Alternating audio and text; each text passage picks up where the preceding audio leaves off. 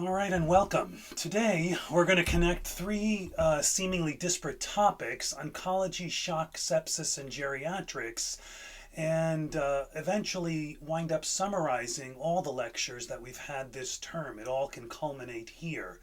And by the end of our time together, you're going to see that they're all fundamental principles that will transform how you think about cellular dysfunction and systemic failure and eventual clinical deterioration. So before we dive in, I want you to think about this. What do a patient with metastatic cancer developing spinal cord compression, a septic patient in distributive shock, and an 85-year-old with polypharmacy that induces delirium all have in common?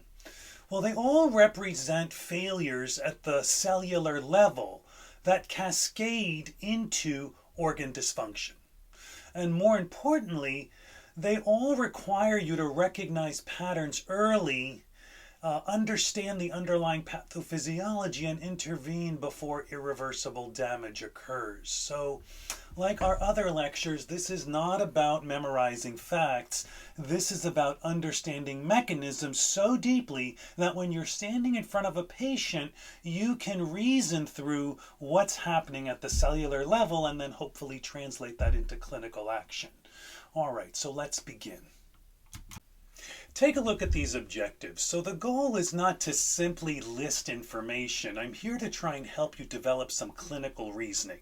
So in the oncology section, you'll learn to think like an oncologist, not so that you can manage chemotherapy protocols, but so that you can recognize when your patient's back pain isn't musculoskeletal, but metastatic spinal cord compression. You need to understand the difference between the oncogene and tumor suppressor gene, because when you're reading a pathology report that mentions BRCA mutations or KRAS alterations, you'll understand why that changes everything about prognosis and treatment options. When we go on to in the sepsis and shock, I want you to look at things like, and at least learn how to calculate oxygen delivery. Not because you're going to do math at 2 a.m. in the ICU or even on your final exam, but because oxygen delivery fundamentally changes how you think about tissue perfusion.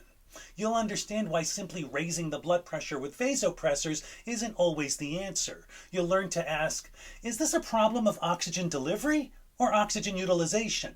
So, and in geriatrics, we're going to take a look at the biology of aging, not to make you a gerontologist, but because understanding the concept of hemostenosis, that is, the narrowing of physiologic reserve, will completely change how you dose medications, how you interpret normal vital signs, and why seemingly minor stressors can cause catastrophic decompensation in elderly patients.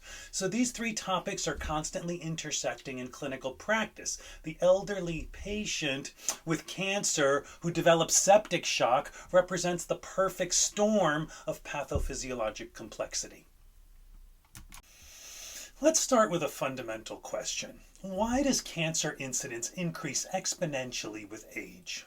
Well, the answer lies in understanding cancer is not a single disease, but it's the culmination of sequential genetic mutations that accumulate over time. Age is the strongest risk factor because it represents time. Time for DNA replication errors, time for environmental exposures, time for mutations to accumulate. Cancer is the second leading cause of death in the United States, with about 1.9 million cases new each year. So here's what matters more than just the statistics. Cancer represents a fundamental breakdown in the cellular mechanisms normally controlling growth differentiation, programmed cell death. So every cell in your body is constantly making decisions. Should I divide? Should I repair this DNA damage? Should I undergo apoptosis because my damage is beyond repair? Cancer occurs when those decision-making processes fail. Now let's talk about tobacco for a moment, because it's the single most preventable cause of cancer death, and it accounts for about 30% of cancer mortality. But why? Well, think about what tobacco smoke contains. It has over 70 known carcinogens, including things like polycyclic aromatic hydrocarbons and nitrosamines. Well, these compounds directly damage DNA, creating mutations. They also overwhelm cellular repair mechanisms and create oxidative stress. So when you're counseling a patient on smoking cessation, you're not just reciting the statistics, you're helping them understand that every cigarette creates DNA damage. And while our cells can repair some of that damage, eventually the repair mechanisms are overwhelmed. So this clinical pearl mentions that risk decreases within about 5 years of cessation, but it takes 15 to 20 years to approach baseline. Why? Well, because we're talking about reversing accumulated mutations, allowing damaged cells to be cleared through normal apoptosis. You see, the cells that have already acquired the mutations don't suddenly become normal. They need to be eliminated and replaced with healthy cells through normal turnover.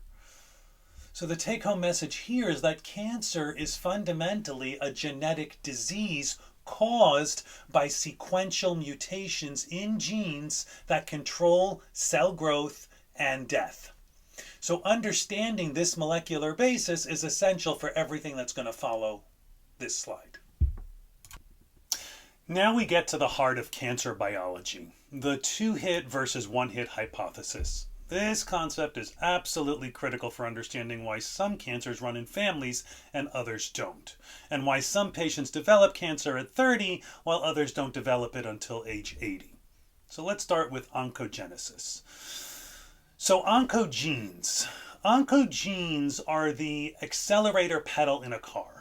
Normally, proto-oncogenes regulate cell division. They tell cells when to grow and divide. But when a proto-oncogene mutates and becomes an oncogene, it's like the accelerator pedal got stuck to the floor, and the cell receives constant signals to divide, divide, divide. And then the crucial problem. You only need one of these. You only need one hit. One mutated allele is enough to drive uncontrolled proliferation because these are gain-of-function mutations. Consider KRAS, one of the most commonly mutated oncogenes in human cancer. KRAS is a GTPase that normally cycles between active GTP-bound and inactive GDP-bound states. That transmits growth signals from cell surface receptors to the nucleus. So when KRAS is mutated, it becomes locked in the active state. It's constantly telling the cell, grow, divide, survive, regardless of external signals. This is why KRAS mutations are found in about 90% of pancreatic cancers, or 30 to 40% of colorectal cancers, and about 20 to 30% of lung adenocarcinomas. Now contrast this with tumor suppressor genes. These are the brakes of the car, and they normally restrain cell division. They restrain repair, DNA damage. They trigger apoptosis when a cell is damaged beyond repair. But the key difference is you need two hits to lose tumor suppression function. They call this the Knutson's two-hit hypothesis. Now you have two alleles for every tumor suppressor gene, one from each parent. Both must be inactivated before you lose the protective function. So there's a bias towards protection. TP53 is often called the guardian of the genome. So when DNA damage occurs, P53, the protein product of TP53, stops the cell cycle. And this gives time for repair. If repair fails, P53 triggers apoptosis. So it triggers basically defunctive cell suicide. So P53 triggers apoptosis, and apoptosis is programmed cell death. And this is a critical fail-safe mechanism. because if both copies of TP53 are lost, cells with DNA damage wouldn't die, but they would continue dividing. So this is why TP53 is mutated in over 50% of human cancers. It's catastrophic to lose this checkpoint. Now here's where this gets clinically relevant. Hereditary cancer syndromes. So think about a patient who inherits one mutated copy of BRCA1 from their mother. They are born with one hit already. Every cell in their body has one defective copy of BRCA1. They only need one additional somatic mutation, one more hit to lose BRCA1 function in a particular cell. So this is why hereditary BRCA mutations lead to cancer at younger ages and often bilateral disease.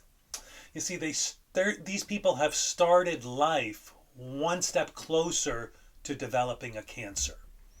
So let's give you a clinical scenario. Imagine a 35-year-old woman presents for her annual exam and her mother is diagnosed with breast cancer at age 40 and her maternal aunt had ovarian cancer at age 45. Should you recommend genetic testing? Well, absolutely. This pattern suggests hereditary breast and ovarian cancer syndromes, likely BRCA1 or BRCA2 mutations. But here's what you need to understand. BRCA1 and BRCA2 are tumor suppressors involved in DNA repair, specifically homologous recombination repair of double-stranded breaks. So when BRCA is lost, cells accumulate DNA damage. This is also why BRCA-mutated cancers are sensitive to PARP inhibitors. They exploit a concept called synthetic lethality. What are PARP inhibitors? Well, PARP inhibitors block another DNA repair pathway. And when you lose BRCA-mediated repair and PARP-mediated repair, cancer cells can't repair DNA damage and they die. Normal cells, intact BRCA, can still survive. So the bottom line is oncogenes drive proliferation through gain of function, one hit. Tumor suppressors prevent proliferation through loss of function, two hits. This distinction will explain why inheritance patterns, age of onset, and increasingly why we have therapeutic vulnerabilities. Okay, let's talk about how we actually approach a patient with a suspected or a confirmed cancer.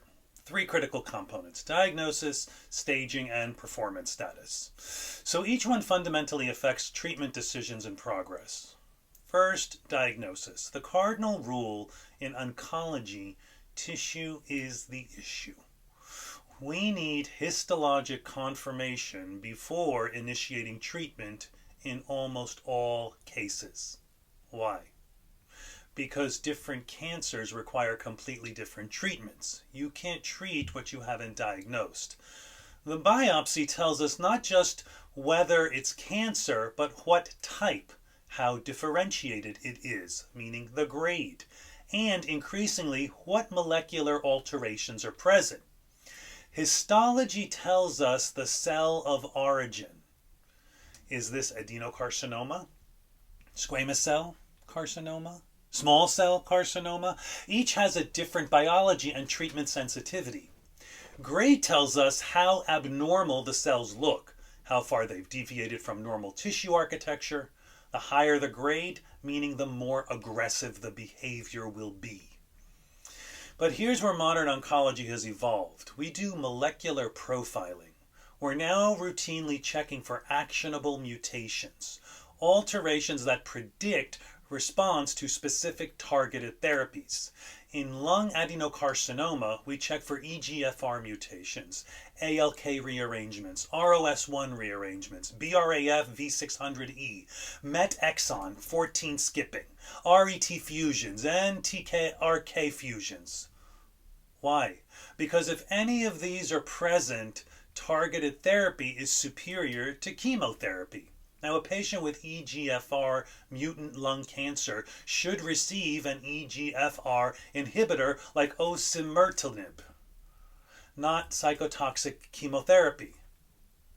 Now on to staging. The TNM system. T is for tumor size and local invasion. N is for regional lymph node involvement. M is for distant metastases. These three letters get translated into stage 1 through stage 4. Why does this matter? Because the stage determines treatment strategy and prognosis. So stage 1 disease might be cured with surgery alone, whereas stage 3 might require a multimodal therapy of surgery, chemotherapy, and radiation. Stage 4 is generally not curable with current therapies, and treatment is going to be aimed at prolonging life and maintaining quality of life. All right, let's shift gears now to oncologic emergencies. These are situations where cancer or the treatment creates immediately life or function-threatening conditions. And your role is not going to be to so much manage these emergencies definitively, but to recognize them immediately and initialize stabilization while getting these patients to appropriate help. So I categorize oncologic emergencies into 3 groups: structural, metabolic, and treatment-related. Structural emergencies are mechanical problems. Think tumors compressing vital structures. Metabolic emergencies are things like perineoplastic or treatment-related metabolic derangements. Treatment-related emergencies are complications of the therapy. So let's just give you a quick overview. So structural, for example, one of the common ones is going to be superior vena cava syndrome, SVCS. Tumor is compressing or invading the superior vena cava, impairing venous return from the head and upper extremities. Another one might be malignant spinal cord compression, MSCC. The tumor is compressing the spinal cord, risking permanent paralysis if not treated urgently. Metabolic might be something like tumor lysis syndrome, massive tumor cell death releasing intracellular contents, causing electrolyte dysfunction like hyperkalemia, hyperphosphatemia, hyperuricemia, hypocalcemia, hypercalcemia of malignancy, which is elevated calcium from the tumor production of PTHRP and 1,25-dihydroxyvitamin D, or direct bone destruction.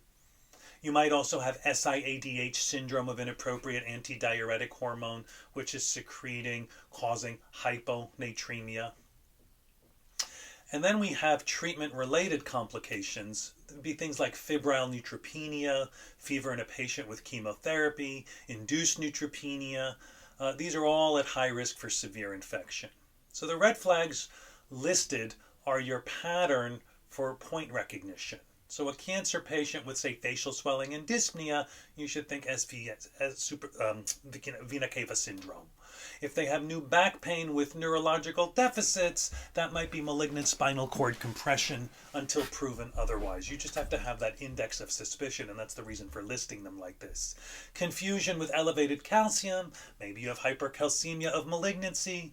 Arrhythmias with elevated potassium shortly after starting chemotherapy for bulky lymphoma. These are the things that should alert you. Tumor lysis syndrome. The critical concept is that time-sensitive nature of these emergencies. So compression, cord compression, if the spinal cord is compressed long enough, damage becomes irreversible. The window is about 48 hours. So after that, paralysis may be permanent even with treatment. TLS, acute kidney injury from uric acid precipitation in the renal tubules, can progress to irreversible renal failure within hours. Neutropenic fever, risk of progression to septic shock and death. This increases with each hour antibiotics are delayed. So let's walk through superior vena cava syndrome and focus on why the physiology spirals so quickly. Well, the anatomy of this vessel is so fragile. The superior vena cava is a short, thin-walled vein that drains the head, neck, and upper extremities and the upper chest straight into the right atrium. It runs down the right side of the mediastinum, and it's boxed in by rigid structures. The sternum in the front, the trachea and right bronchus behind, the aorta and lung on either side, and a collar of mediastinal lymph nodes wrapped around it. So what we have is a low pressure floppy vein trapped inside a stiff compartment with tumors and lymph nodes sitting right on top of it. So that's why the SVC is so vulnerable to collapse. Now there are two main ways that this thing can get blocked. First, you can have extrinsic compression. That is a right-sided lung cancer, a bulky mediastinal lymphoma, or another anterior mediastinal mass that pushes on the SVC from the outside. Because the SVC is a low pressure and thin-walled vessel, it doesn't fight back. So even modest external pressure can narrow or completely flatten it. Once flow slows down, you get venous stasis. You get endothelial irritation from the tumor or the inflammation. That sets the stage for a hypercoagulable cancer state. And then what am I describing essentially? Well, Virchow's triad when we talked about stasis and blood clots, right? So stasis plus injury plus cancer-related clotting sets the stage for an embolus or a thrombus to form. So a partially squashed vein easily turns into thrombosed, fully blocked, and now we're off to the races with the congestion. Second, you can have intraluminal thrombosis. And what causes that? Well, cancer patients typically have central lines, ports, pacemakers, leads. Anything that sits in the SVC rubs against that wall. Well, that causes injury to the endothelium, and that can set the stage for a clot to form.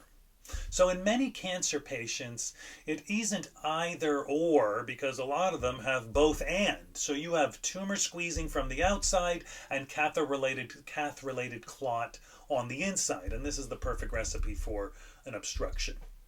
So what happens hemodynamically?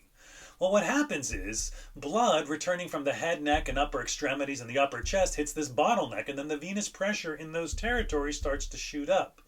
When the venous pressure rises, that back pressure is transmitted all the way down to the capillary beds. So you get higher capillary pressures, which pushes more fluid into the tissue than the lymphatic system can clear. So clinically, what this looks like is you'll see facial puffiness and periorbital swelling, and they'll complain if my shirt collar is too tight, and they'll have swollen arms and hands, and that's the classic full look to the upper body. At the same time, the veins themselves are starting to get distended. You'll see bulging neck veins and superficial veins across the upper chest, and shoulders start to dilate and twist. And the body, then tries to save itself by opening up collateral pathways from the superior vena cava territory down to the inferior vena cava territory. So what's happening is they try to reroute the blood through the azygous system, through the internal mammary and epigastric veins. And this will go through the lateral thoracic and abdominal wall veins, and eventually through the vertebral venous plexus. Over time, these channels are enlarging and remodeling so they can accommodate more of this rerouted blood flow. That's why you see these big ropey veins running from the upper chest down toward the abdomen.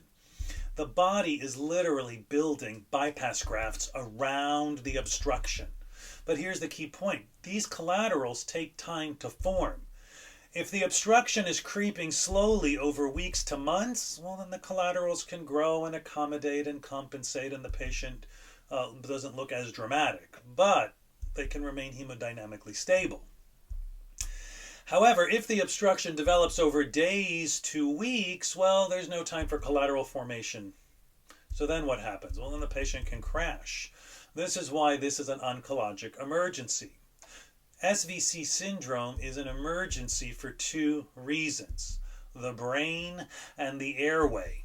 First, the brain. So the internal jugular veins and the dural venous sinuses are part of that same low-pressure drainage system. When the SVC backs up, the venous pressure in the cranial vault starts to rise. Well, cerebral veins and capillaries now have trouble draining. and fluid leaks out into the brain tissue, and this is what we call vasogenic cerebral edema. As the brain swells inside the skull, what happens? Intracranial pressure rises. Then what happens? Well, then cerebral perfusion pressure falls. Then what happens? Well, now we have this vicious cycle of congestion and ischemia. So now what? Well, clinically, you're going to see worsening headache. They'll complain of visual changes due to the papilledema, and you'll see the papilledema if you look in their eyes. They may have confusion and solemnity, and they might have seizures. This is the extreme case. And then, end of the road, we get herniation syndromes. The second is the airway compromise. So veins draining the larynx, the pharynx, and the trachea also plug into that SVC system. So when venous pressure rises, what happens? The mucosal veins become engorged, and they do what? Compromise the airway a bit, right? The airway tissue starts to swell. So even modest amounts of edema in the upper airway can dramatically increase resistance to airflow. So the patient can develop hoarseness, noisy breathing, stridor, progressive dyspnea. So the patient, their face might just look swollen, and then they suddenly can't move air. Well, how easy do you think it's going to be to intubate this person? So essentially, you're trying to pass a tube through an edematous, fragile airway, and that could set the stage for bleeding and swell even more. And so sometimes, unfortunately, we have to intubate this person fiber optically while they're awake. Or, God forbid, they need a surgical airway. Chronic venous acute, it's the timeline that tells the story, and this is what tells you how to triage at the bedside. So think about speed of onset. A patient with a known lung cancer who reports weeks of gradual worsening facial fullness, prominent chest wall veins, no headache, no confusion, no resting dyspnea. This is likely your chronic compensated SVC syndrome case. With good collateral flow, urgent but not crashing. The patient who shows up, though, with days to weeks of progressive swelling, tightness, face, neck, orthopnea, stridor, neurological symptoms, that's the decompensated kind. The collaterals aren't enough, the brain and airway are at risk, that's the true emergency. Your physical exam in real time is basically telling you the story here. Facial plethora, edema, capillary hydrostatic pressure is high, the JVD is prominent, doesn't fall when they sit up. This tells you that the CVP pressure is high and fixed. They're going to have dilated neck veins, difficulty tracking, and across the upper chest and abdomen, you're going to see these engorged veins. And so that's how you know you're dealing with an emergency, and that needs intervention sooner than later. All right. Well, let's shift now to hypercalcemia of malignancy. So this is a metabolic emergency that moves fast. It gets ugly quickly and only makes sense once you understand how cancer hijacks normal calcium biology. All right, so calcium is a tightly regulated ion. Your heart uses it to beat, your muscles use it to contract, your neurons use it to fire. And normally, parathyroid hormone, calcitonin, and vitamin D keep all this in check in a very narrow range. Well, cancer breaks that system in three distinct paths. And what we're going to do is try to recognize which mechanism is at play to help you predict how sick this patient really is and how fast you need to move. All right, so the first thing we're going to talk about is PTHRP, the impersonator, or PTH-related peptide, and PTH is parathormone, or parathyroid hormone. So think of squamous lung cancer or renal cell carcinoma or breast cancer, okay? PTHRP acts like parathyroid hormone and flips the calcium raising switch to maximum power. So what happens is osteoclasts break down bone, kidneys hold on to the calcium, and the intestines absorb more calcium. So the important part of this is that PTHRP produced outside of the normal feedback loop, like say in cancer, so there's no brake system. And then the calcium just keeps rising. Well, there's a second mechanism. There's vitamin D activation. There's the lymphoma pattern. Lymphomas go off script in a different way. So what happens is activated immune cells inside the tumor start overproducing active vitamin D, which supercharges intestinal calcium absorption. Now here, PTH is actually suppressed, but it doesn't matter. The vitamin D is doing all the heavy lifting and calcium is still spiking. There's a third mechanism in which bone is being destroyed. This is the osteolytic cascade. Something like breast cancer, lung cancer, myeloma can literally eat into the bone. So tumor cells release cytokines that activate osteoclasts. Osteoclasts release calcium. The calcium stimulates the tumor to grow, and the tumor stimulates more bone to break down. See this self-feeding cycle? More tumor, more bone loss, more calcium, more tumor. So why high calcium makes patients so sick is because it's not just that the number is high, but it's derailing multiple organ systems at the same time. So let's walk through the physiologic damage of hypercalcemia. First, let's deal with the kidneys, the dehydration spiral that ensues. High calcium blocks the kidney's ability to respond to ADH, antidiuretic hormone. That means water can't be reabsorbed. Then the patient starts dumping liters of urine. That leads to polyuria, volume depletion, and eventually a drop in the glomerular filtration rate. Well, what happens then? Even higher calcium. This is a vicious cycle that takes a stable patient and crashes them within a day or two. The heart is also taking a hit because the increased calcium is causing electrical instability. Calcium shortens the cardiac action potential cycle. So you'll see a shortened QT interval and then the myocardium becomes irritable. You may see bradycardia, a heart block, and a risk of fatal arrhythmias. It's very subtle until suddenly it's not so subtle. The next part being affected is the brain. So this is the psychiatric overtones we talked about when we talked about the bone metabolic disorders. So and the endocrine system. So you get these psychiatric overtones. So high calcium hyperpolarizes neurons, making them sluggish and unresponsive. So you start to see confusion, lethargy, slowed thinking in severe cases, coma. So the patient feels like the lights are on, but nobody's home. Also, calcium affects muscle and the GI tract. So this is where the groans and the weakness come from. So hypercalcemia reduces neuromuscular excitability. You may get profound muscle weakness or constipation, or they may suddenly develop an ileus or get abdominal pain. Smooth muscle, skeletal muscle, neurons, they're all losing their ability to fire properly. So the clinical pattern is this. When you put this all together, the patient looks like polyuria from diabetes insipidus. They're leading to dehydration, weakness, confusion, and slowed thinking, developing constipation, abdominal discomfort, a shortened QT interval on the EKG. This is not subtle. When calcium rises fast, the whole body fails fast. This is why the mechanism matters, because understanding how the calcium got too high tells you whether you should suspect a solid tumor like a PTH, RP, or lymphoma, vitamin D, or bone metastasis from osteolytic disease.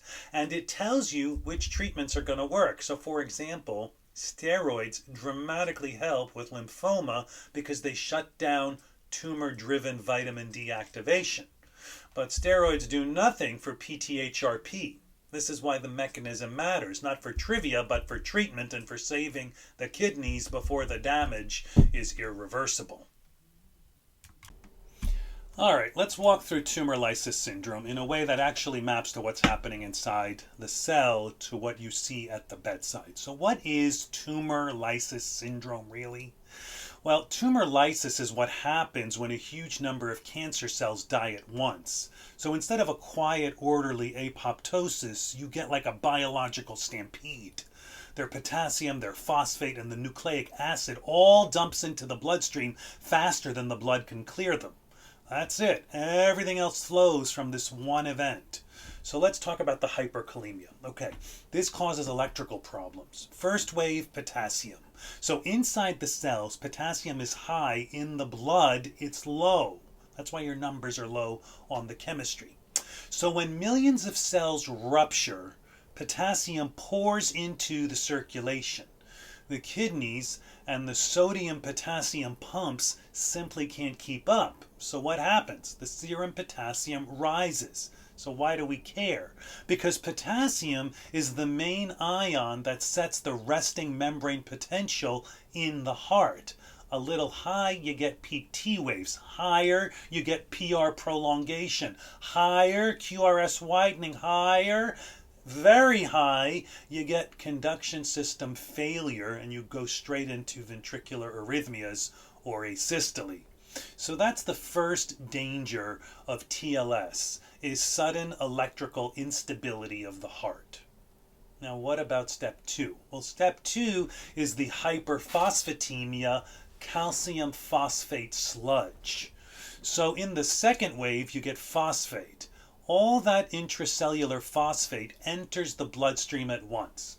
The kidneys try to excrete it, but they're quickly overwhelmed. Phosphate has a partner, calcium. When phosphate climbs, it grabs calcium, forms calcium phosphate complexes, and those complexes precipitate, especially in the renal tubules, where urine is being concentrated. So that precipitated phosphate calcium complex is starting to damage the kidney. So what happens? You get microscopic crystals that form in the tubules, and then these tubules get clogged and injured. And what we do is we set the stage for acute kidney injury which develops. And now what you have are the kidneys that can't clear the potassium or the phosphate. So the whole problem accelerates. But wait, there's more. Step 3, we get to hypocalcemia, the flip side, because phosphate is binding up all that calcium. So the free calcium in the blood falls. Low calcium hits the neuromuscular system. How does it do that? Well, you get perioral tingling, paresthesias, muscle cramps, tetany. In severe cases, you might see seizures. And on the EKG, you can see a QT prolongation and calcium-related arrhythmias, which are layered on top of the potassium problem. So tumor lysis syndrome gives you both sides of the calcium story. Low serum calcium from binding and high phosphate driving kidney damage. Fourth, you get hyperuricemia crystallizing the kidneys. So this is like the third wave of nucleic acids coming through. DNA and RNA from all those dying cells are broken down into purines and then into uric acid. Well, uric acid doesn't dissolve well, especially in an acidic concentrated urine. So as the level spikes, uric acid crystals form in the renal tubules and the collecting ducts.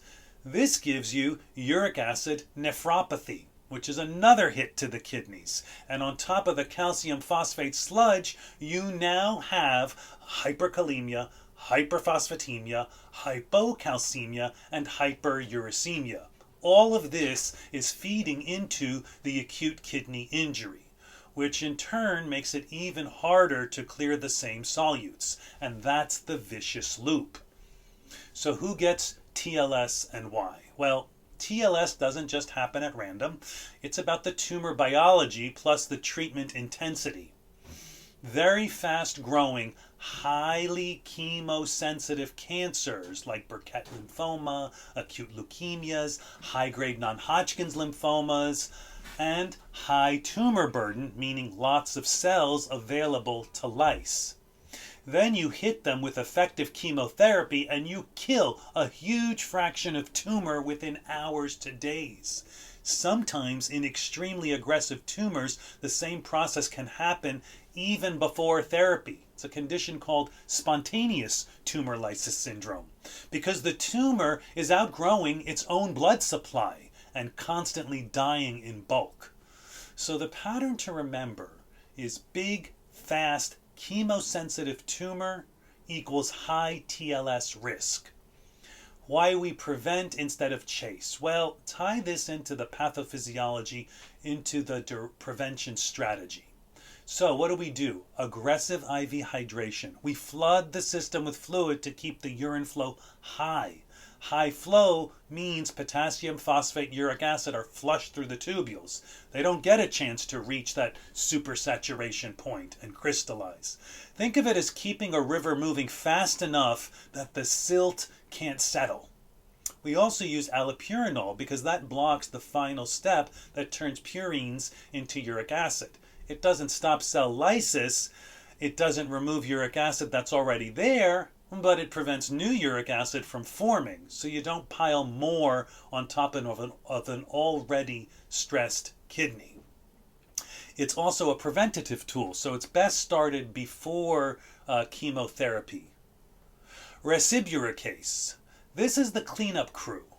This takes existing uric acid and converts it into allanation, and what is much, much more soluble to excrete.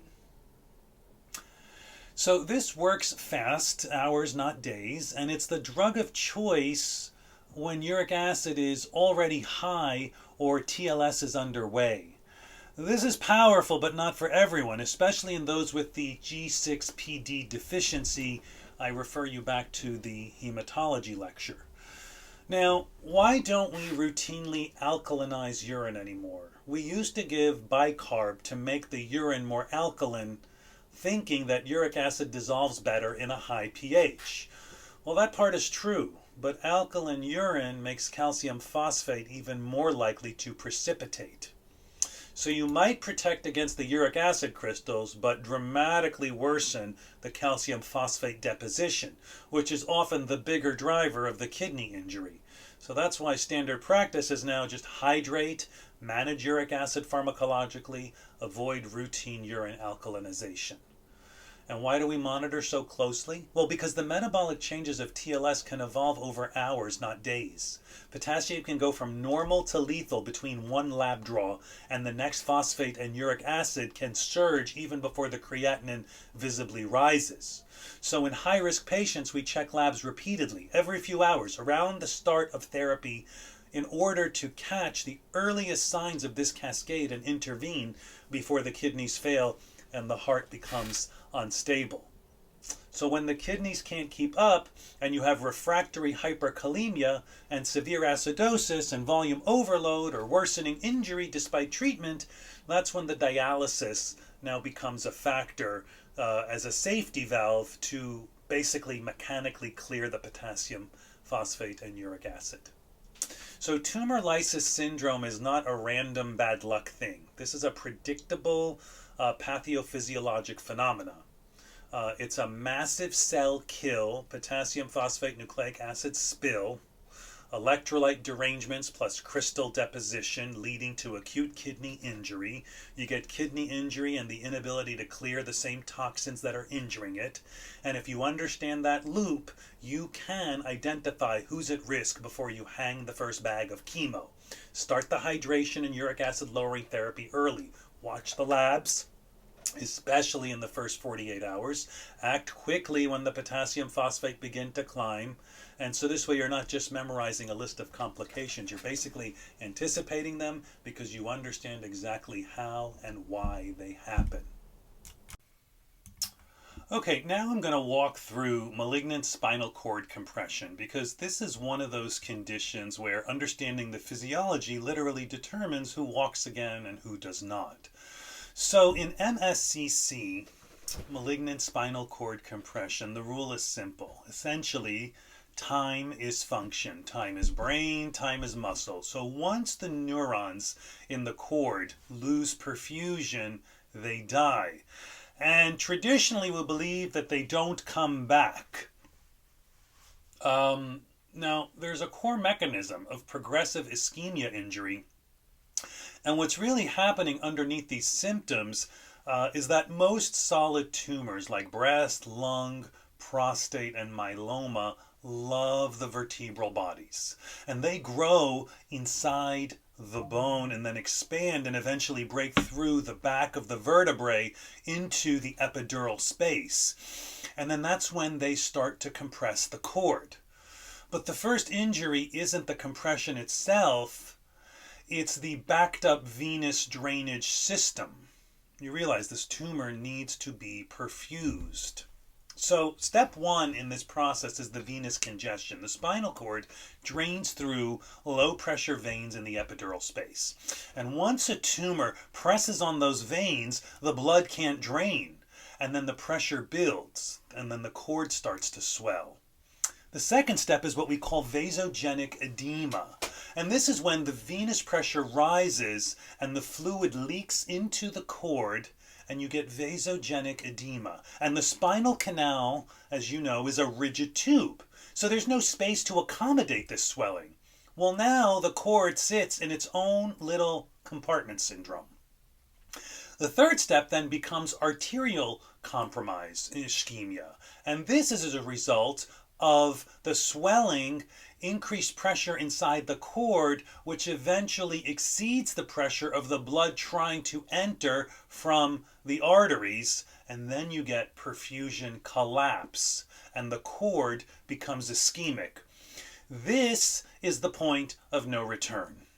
Once oxygen and glucose stop reaching the spinal neurons, the ischemia cascade kicks in. So then you develop energy failure, excitotoxicity, calcium overload, and then eventually cell death. And in the central nervous system, dead neurons stay dead. So why would symptoms get worse when you're lying flat? Well, patients will tell you it's worse when I lie down. That's not imagined and in their head. When you lie flat, venous pressure goes up, and then the epidural veins engorge, and then the canal tightens just enough to worsen the compression. So sitting up gives a tiny bit more space and better drainage, and that's why they just instinctively tend to sit up. So what happens in this classic clinical pattern? The first thing they complain of is pain, almost always. Back pain that's progressive, focal, and worse when lying down. And then you get radicular pain as the nerve roots get squeezed. Then they develop motor weakness, usually in the legs, because the fibers that control the legs sit on the outer portion of the cord and get hit first. Then they develop sensory loss. And finally, bowel and bladder changes. And that's the late ominous sign. They may also develop hyperreflexia and Babinski's sign, which appear below the level of compression. Those are the corticospinal tracts failing. So dexamethasone can help, but they don't fix the tumor. They just buy you time. Dexamethasone tends to tighten up leaky capillaries and reduce the vasogenic edema, and it lowers the intermedullary pressure. That's what restores just enough blood flow to slow the ischemic cascade until we can get an MRI and then eventually definitive treatment. So this is why that 48-hour window matters. The take-home message in all of this is early in the process, the damage is mostly edema and congestion and reversible. Once you cross that threshold into true ischemia, neurons die and function doesn't return. That's why ambulatory patients almost always stay ambulatory and non-ambulatory patients almost always stay non-ambulatory. It's not the treatment failing, it's the timing. So, back pain in a cancer patient is malignant spinal cord compression until proven otherwise. Back pain that's worse when lying flat, especially concerning. So you start the dexamethasone immediately, get the urgent MRI of the whole spine, and involve neurosurgery or radiation oncology fast. In malignant spinal cord compression, you're not just treating symptoms, you're basically racing against the ischemic clock. Paraneoplastic endocrine syndromes. This is where the biology and endocrinology collide. So the key question here is, why do non-endocrine tumors suddenly start behaving like hormone-secreting glands? And how do those ectopic hormones make patients so sick? So the big idea here is that ectopic hormone production, when we say paraneoplastic, we're talking about symptoms caused by tumor products at a distance. Not mass effect, not metastasis, but hormones, cytokines, antibodies. The tumor is releasing these into the bloodstream. And the core concept is oncofetal gene expression. So during development, cells have a huge genetic toolkit. They could make all sorts of hormones. But as they mature, most of those genes get locked down. They get methylated, wrapped around histones, and then they get silenced. Well, when the cell becomes malignant, its epigenetic brakes fail. And then genes that were supposed to stay off get turned back on. So a lung cancer cell that should behave like a simple epithelial cell suddenly starts re-expressing genes for ACTH or ADH and starts behaving like a tiny unregulated endocrine gland. Well, this is especially true for neuroendocrine tumors like, say, small cell lung cancer, which already sits halfway between a neuron and an endocrine cell. Once malignant, they amplify that hormone-making machinery with zero feedback control. So they're doing this outside the normal negative feedback loop. We can have ectopic ACTH Cushing syndrome. This is the first major syndrome I want to tell you about. So ectopic ACTH causing Cushing syndrome. Think of small cell lung cancer, but also a bronchial or a thymic carcinoid, pancreatic, or neuroendocrine tumor, or a medullary thyroid cancer. There's a few others. These tumors turn into POMC gene back on. And POMC is the big precursor that gets chopped up into ACTH and related fragments. Well, in a normal pituitary, that system is tightly regulated. And in tumor, it's not. So you get huge amounts of ACTH and ACTH-like peptides pouring into the circulation, and that hits the adrenal cortex and flips the CAMP-PKA pathway. Well, that drives the steroidogenesis into overdrive, and you get massive cortisol production and often androgen excess along the way. So what does cortisol actually do? Well, metabolically, cortisol pushes the body into survival mode. It breaks down muscles and fat to feed the liver for gluconeogenesis, and that, in turn, drives up the blood sugar. And that creates a paradox of thin limbs and central fat.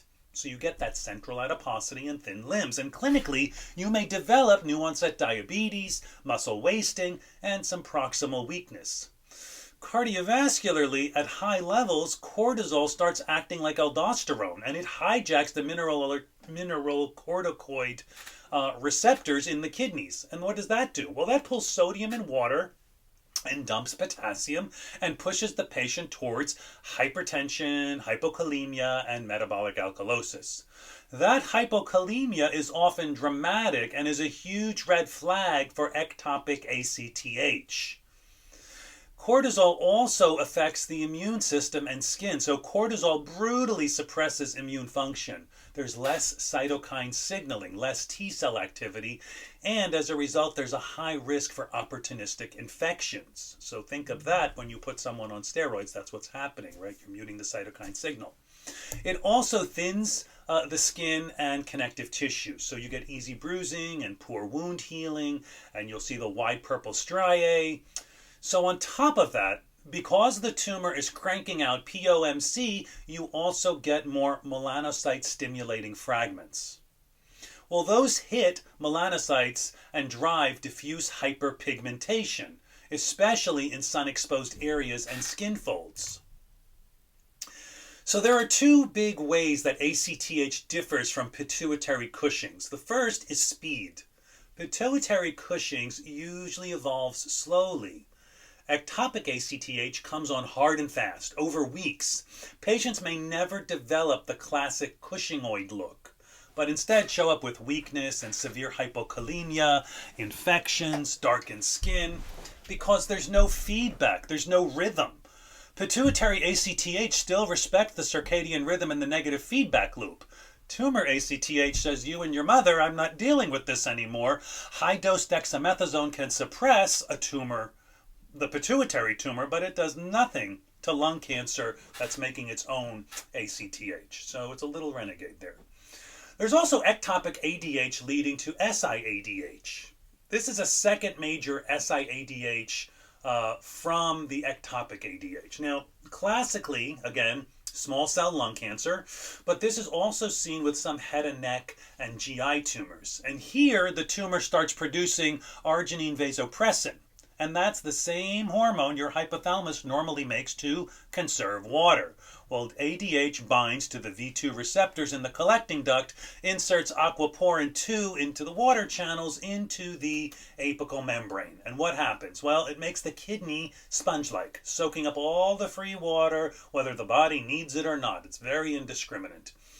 So an SIADH and ADH secretion is uncoupled from the osmolality of the blood and blood pressure. So what happens? Well, the kidney is always in water-saving mode. That means that the patient keeps drinking water as usual, and the kidney reabsorbs most of it instead of dumping it. That total body water climbs. What happens then? Well, sodium content doesn't change much, so the sodium concentration falls. It dilutes. You get a dilutional hyponatremia. A plasma becomes hypotonic, and the water shifts into the cell, and the organ that really hates that is the brain, right? We don't like brain swelling, so they may complain of things like headache, nausea, vague fatigue. And as sodium falls and the brain swells, you get confusion and gait disturbance and irritability. And as the symptoms progress and get more severe and rapid, you will then see things like seizures and coma and even herniation. So the tempo really matters. If you get acute hyponatremia, the brain hasn't adapted, so the symptoms are going to be very dramatic. If you have chronic hyponatremia, well, the brain has shed osmolytes to protect itself, so the patient can look surprisingly okay at very low sodium levels. So that's adaptation is why rapid correction, by the way, in hyponatremia or hypernatremia is so dangerous. If you shoot the sodium up too fast, water is going to rush out of the brain cells that can't reaccumulate osmolytes in time. So then the cells shrink, and then the myelin cracks, and you can cause something called an osmotic demyelination. Now, classically, this hits the pons and leaving patients with this locked-in picture. So with SIADH from a tumor, you have two jobs here. Stabilize the brain by correcting the sodium carefully, and then address the ectopic ADH source, that is, the cancer. Well, there's a third complication that I want to tell you about, and that is the parathormone hypercalcemia of malignancy. And this is a third big endocrine paraneoplastic syndrome, mediated hypercalcemia. So here, the solid tumors, especially squamous cell lung cancer, renal cell carcinoma, bladder cancer, and some breast cancers, they start secreting parathyroid hormone-related peptide, PTHRP. And PTHRP is basically a molecule impersonator. Its front end looks like PTH, and that binds the receptor in bone and kidney. So even though the parathyroid glands are quiet and the PTH is low, PTHRP is pulling calcium out of bone by stimulating osteoclastic activity. And what does that do? Well, keeping calcium in the kidney by increasing tubular reabsorption. And it also boosts active vitamin D, which increases gut calcium absorption.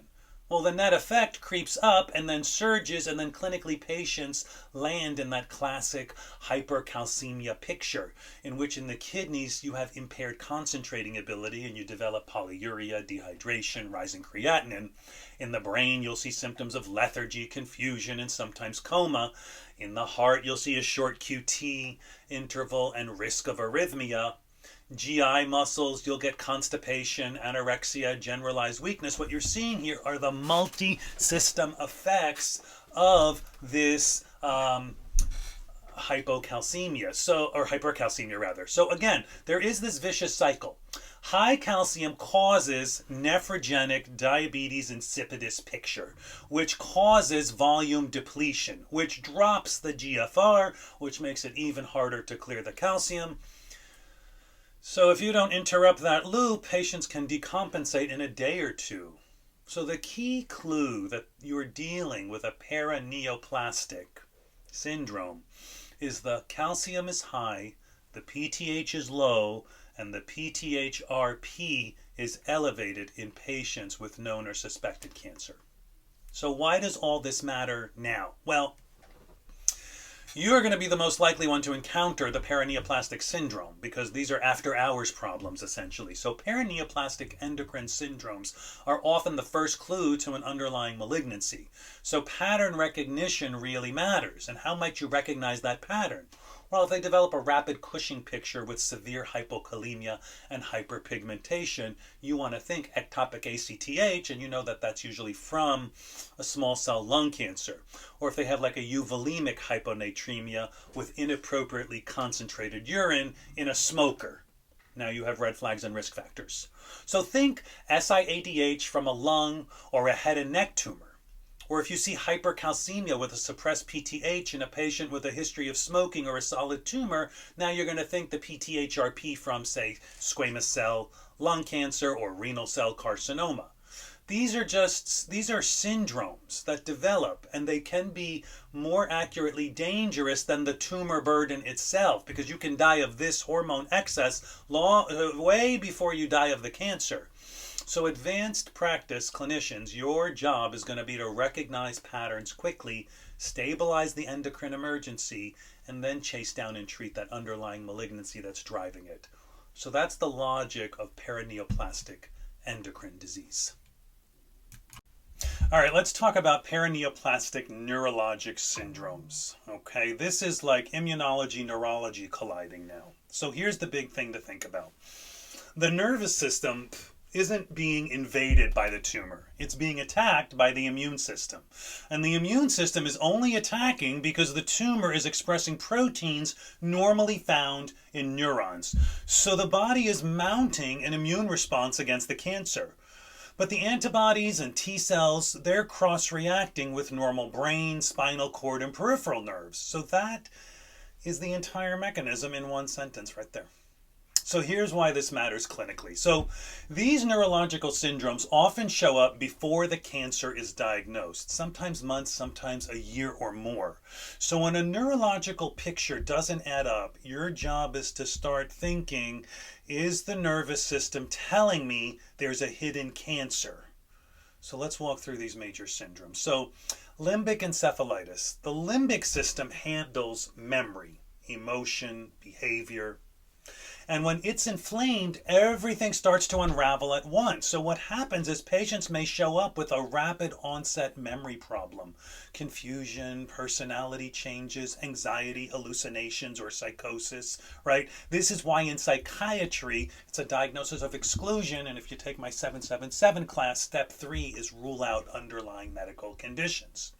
These people could have seizures, and the MRI will typically light up the medial temporal lobes.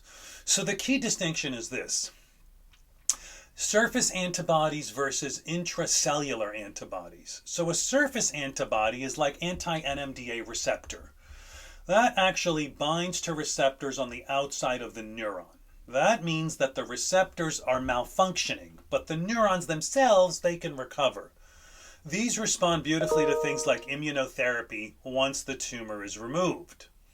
There are also intracellular antibodies like anti-Hu from small cell lung cancer. Okay, these don't cause damage directly. They're markers of T-cell driven attacks, which is usually irreversible. And these, they respond poorly to immunotherapy because the injury has already happened. So that's the simple divide that can help you predict the prognosis. Now there's another condition that can develop called paraneoplastic cerebellar degeneration. Now this is a heartbreaking condition because it's usually irreversible by the time you catch it.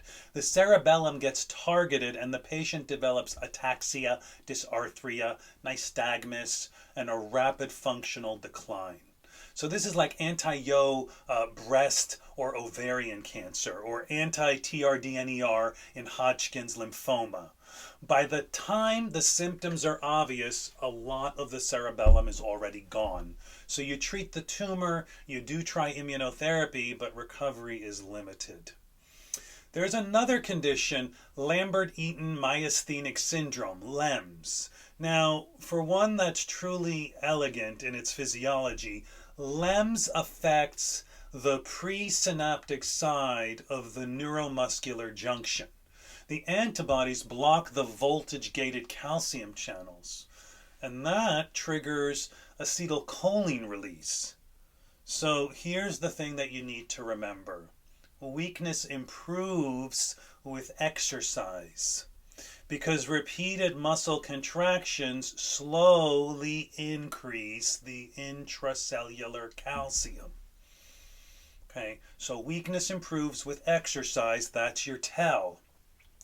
The repeated muscle contractions are increasing the intracellular calcium, which helps them overcome that blockade and releases more acetylcholine. You also see autonomic symptoms like dry mouth, constipation, and erectile dysfunction. So you should autonomic erectile dysfunction, not blood flow to the penis dysfunction. So you need to immediately think of small cell lung cancer, and about 60% of LEMS cases are perineoplastic. So the EMG will give you the classic picture. You'll have a low baseline CMAP, and that jumps massively with repetitive stimulation. Well, the opposite of myasthenia gravis, essentially. So the rule of thumb is if a neurological syndrome is subacute, doesn't fit the usual patterns, and especially if it involves the limbic system, the cerebellum, or autonomic dysfunction, you need to start looking for cancer. Because in many cases, treating the tumor is going to be the single most effective neurological therapy. All right, we're coming to the end of the cancer section now. So let's summarize with a big zoom out and hit some key points. So cancer is fundamentally a disease of accumulated mutations. And the longer you live, the more cell divisions, the more DNA damage, the higher the odds of something slipping past the repairs. So that's why age is the single biggest risk factor for almost every malignancy. The second principle you want to keep in mind is you do not treat without tissue. So radiology can suggest and the labs can support, but only a biopsy tells you what you're dealing with and which drugs will actually work. The only time we move before tissue is when the patient is crashing. Think cardiac tamponade, think superior vena cava syndrome with impending airway compromise. These things in that category, the goal is to stabilize and then get to the tissue diagnosis as quickly as possible when safe. Okay, so another thing to keep in mind is management is always driven by two dials. There's the TNM stage, right, and the performance status. So the stage tells you how far the cancer has spread, and the performance status tells you how strong the host is and how much treatment they can tolerate. So you can have a bulky stage 4 disease in a highly functional patient and still push aggressive therapy. And you can have limited disease in a frail patient where it's going to be best to give them supportive care as the most ethical choice. The fourth thing to keep in mind is immunotherapy doesn't clock out when you stop the drug. So, for example, some checkpoint inhibitors can light up the immune system for months. So if someone is on, say, nivolumab, and a half a year ago, now this shows up with unexplained fatigue and hypotension and hyponatremia, that's supposed to clue you in to think about adrenal insufficiency and or hypophysites or persistent diarrhea. You're supposed to think immune-mediated colitis or a new cough or dyspnea. Maybe they have pneumonitis. You see, the pattern is weird subacute organ failure in a patient with prior immunotherapy, immuno-related adverse event. And the treatment is always the same. High-dose steroids and then slow the taper. Now, the next thing we talked about were the oncologic emergencies, and the rule is stabilize while you diagnose. So superior vena cava syndrome, you elevate the head of the bed, give oxygen, consider urgent stenting if they're in distress, and while you're working on imaging and getting a tissue diagnosis. If they have malignant spinal cord compression, don't wait, start the dexamethasone immediately, get the urgent MRI of the whole spine, and consult neurosurgery and radiation oncology. If they have tumor lysis syndrome, again, aggressive IV fluids, monitor the labs every 6 to 8 hours, allopurinol for prevention, reciprocase if the uric acid is already high or the patient is crashing, and then the pattern recognition piece. Okay, so that's the paraneoplastic syndromes. Certain lab or neurological findings should instantly make you think of hidden malignancy. For example, SIADH with a euvolemic hyponatremia in a smoker, think small cell lung cancer, or even a former smoker with a high PAC-gear. Ectopic Cushing's with severe hypokalemia and a rapid onset, small cell lung cancer or carcinoid tumor. Maybe anti-Hu antibodies or anti-Yo antibodies with cerebellar degeneration, thinking breast or ovarian cancer. Hypercalcemia with suppressed PTH, especially in a smoker, PTHRP from a squamous cell, renal cell, breast cancer, things like that. The last big concept to keep in mind as we summarize and close out oncology is the oncogenes versus the tumor suppressors. So oncogenes are stuck accelerator genes. One gain of function hit is enough. Think CRAS, BRAF, MYC, EGFR. And tumor suppressors are the lost break. You usually need 2 hits, 1 on each allele. Think TP53, RB1, BRCA1 and 2. Those are the suppressors. Hereditary cancer syndromes are basically people born with 1 break already broken or gone. A germline mutation in a tumor suppressor, or they need only 1 more hit in that pathway to develop cancer. So when you're in front of a patient with cancer, don't just think chemo or no chemo. Run through that mental checklist. What's the mechanism driving this tumor? What's the stage? What's the performance status? Is there an emergency I need to treat right now? What are systemic options that are on the table? Do they get chemo, targeted therapy, immunotherapy, radiation, surgery? And what about the toxicities and paraneoplastic syndromes that you should be watching out for over the next several weeks to months if you go down this path? So if you keep these in mind, the rest of oncology starts to feel a lot more like a systematic and a lot less chaotic condition. There's a rhythm and a method to the madness. Okay, let's go through this case study together. Take a look. We've got a 63-year-old woman with a known breast cancer who now presents with new severe back pain.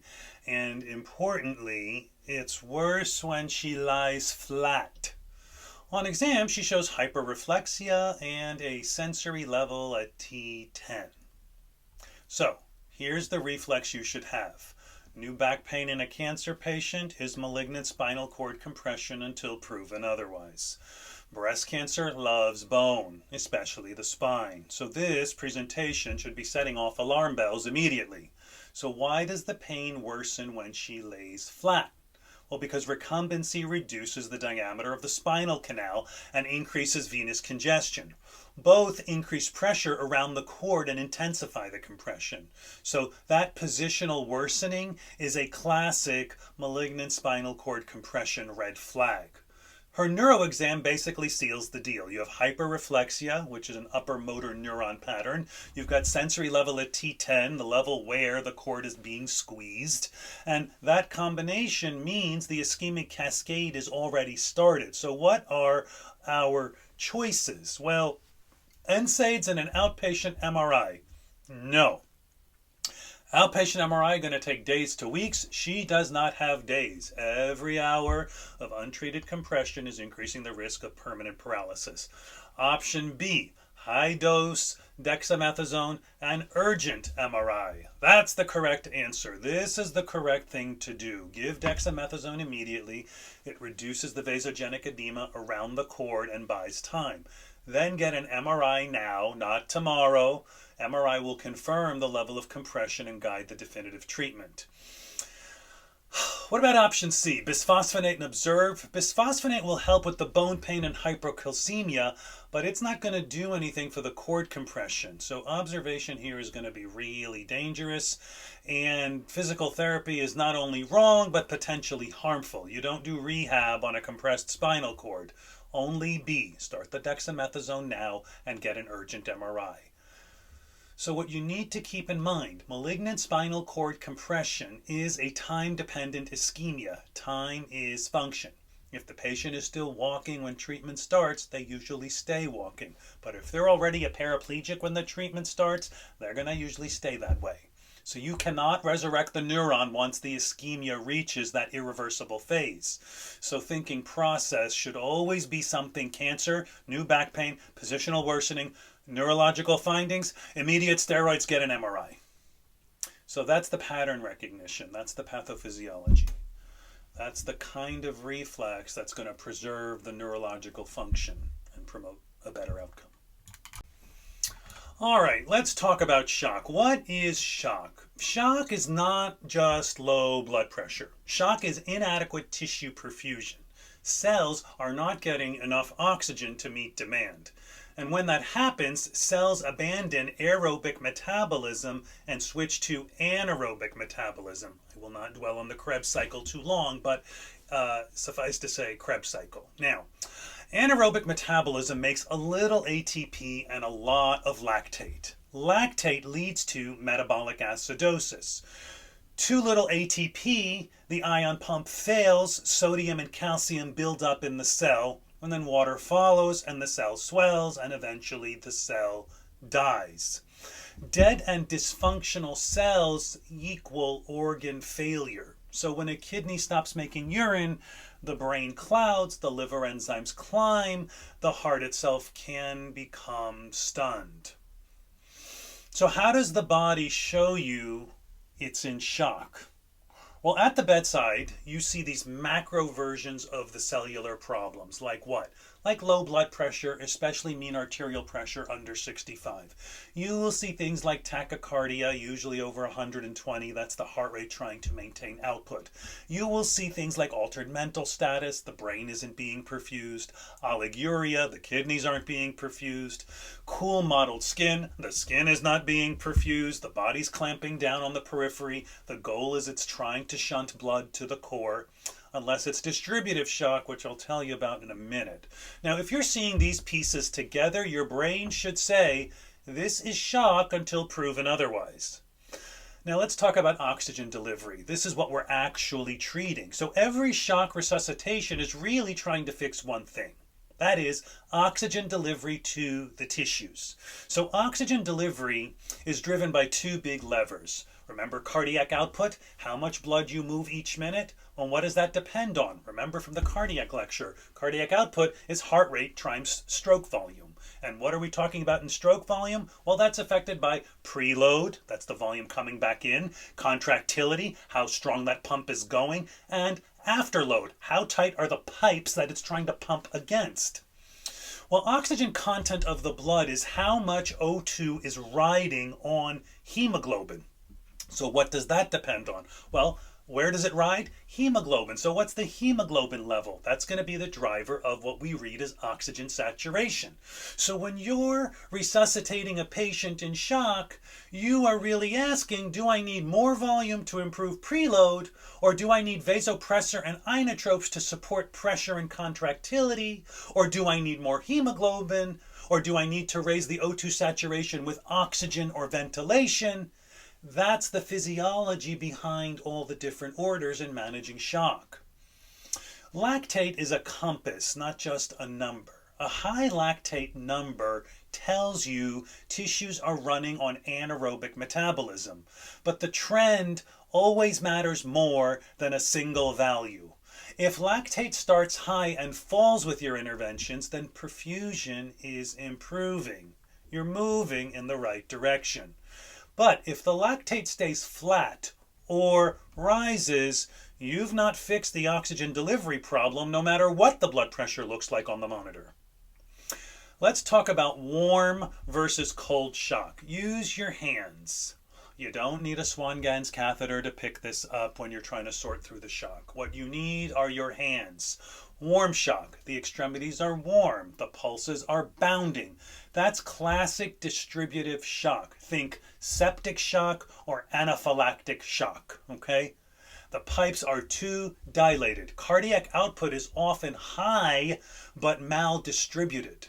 Compare that to cold shock, in which the extremities are cool, clammy, the pulses are weak and thready.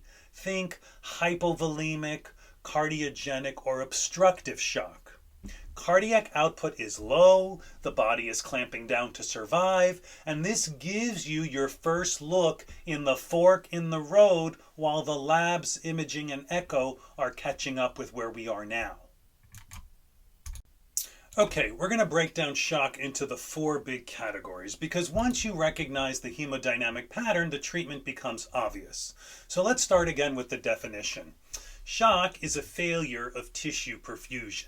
Cells can't get oxygen, they flip into anaerobic metabolism, lactate rises, ATP drops, the pump fails, the organs follow.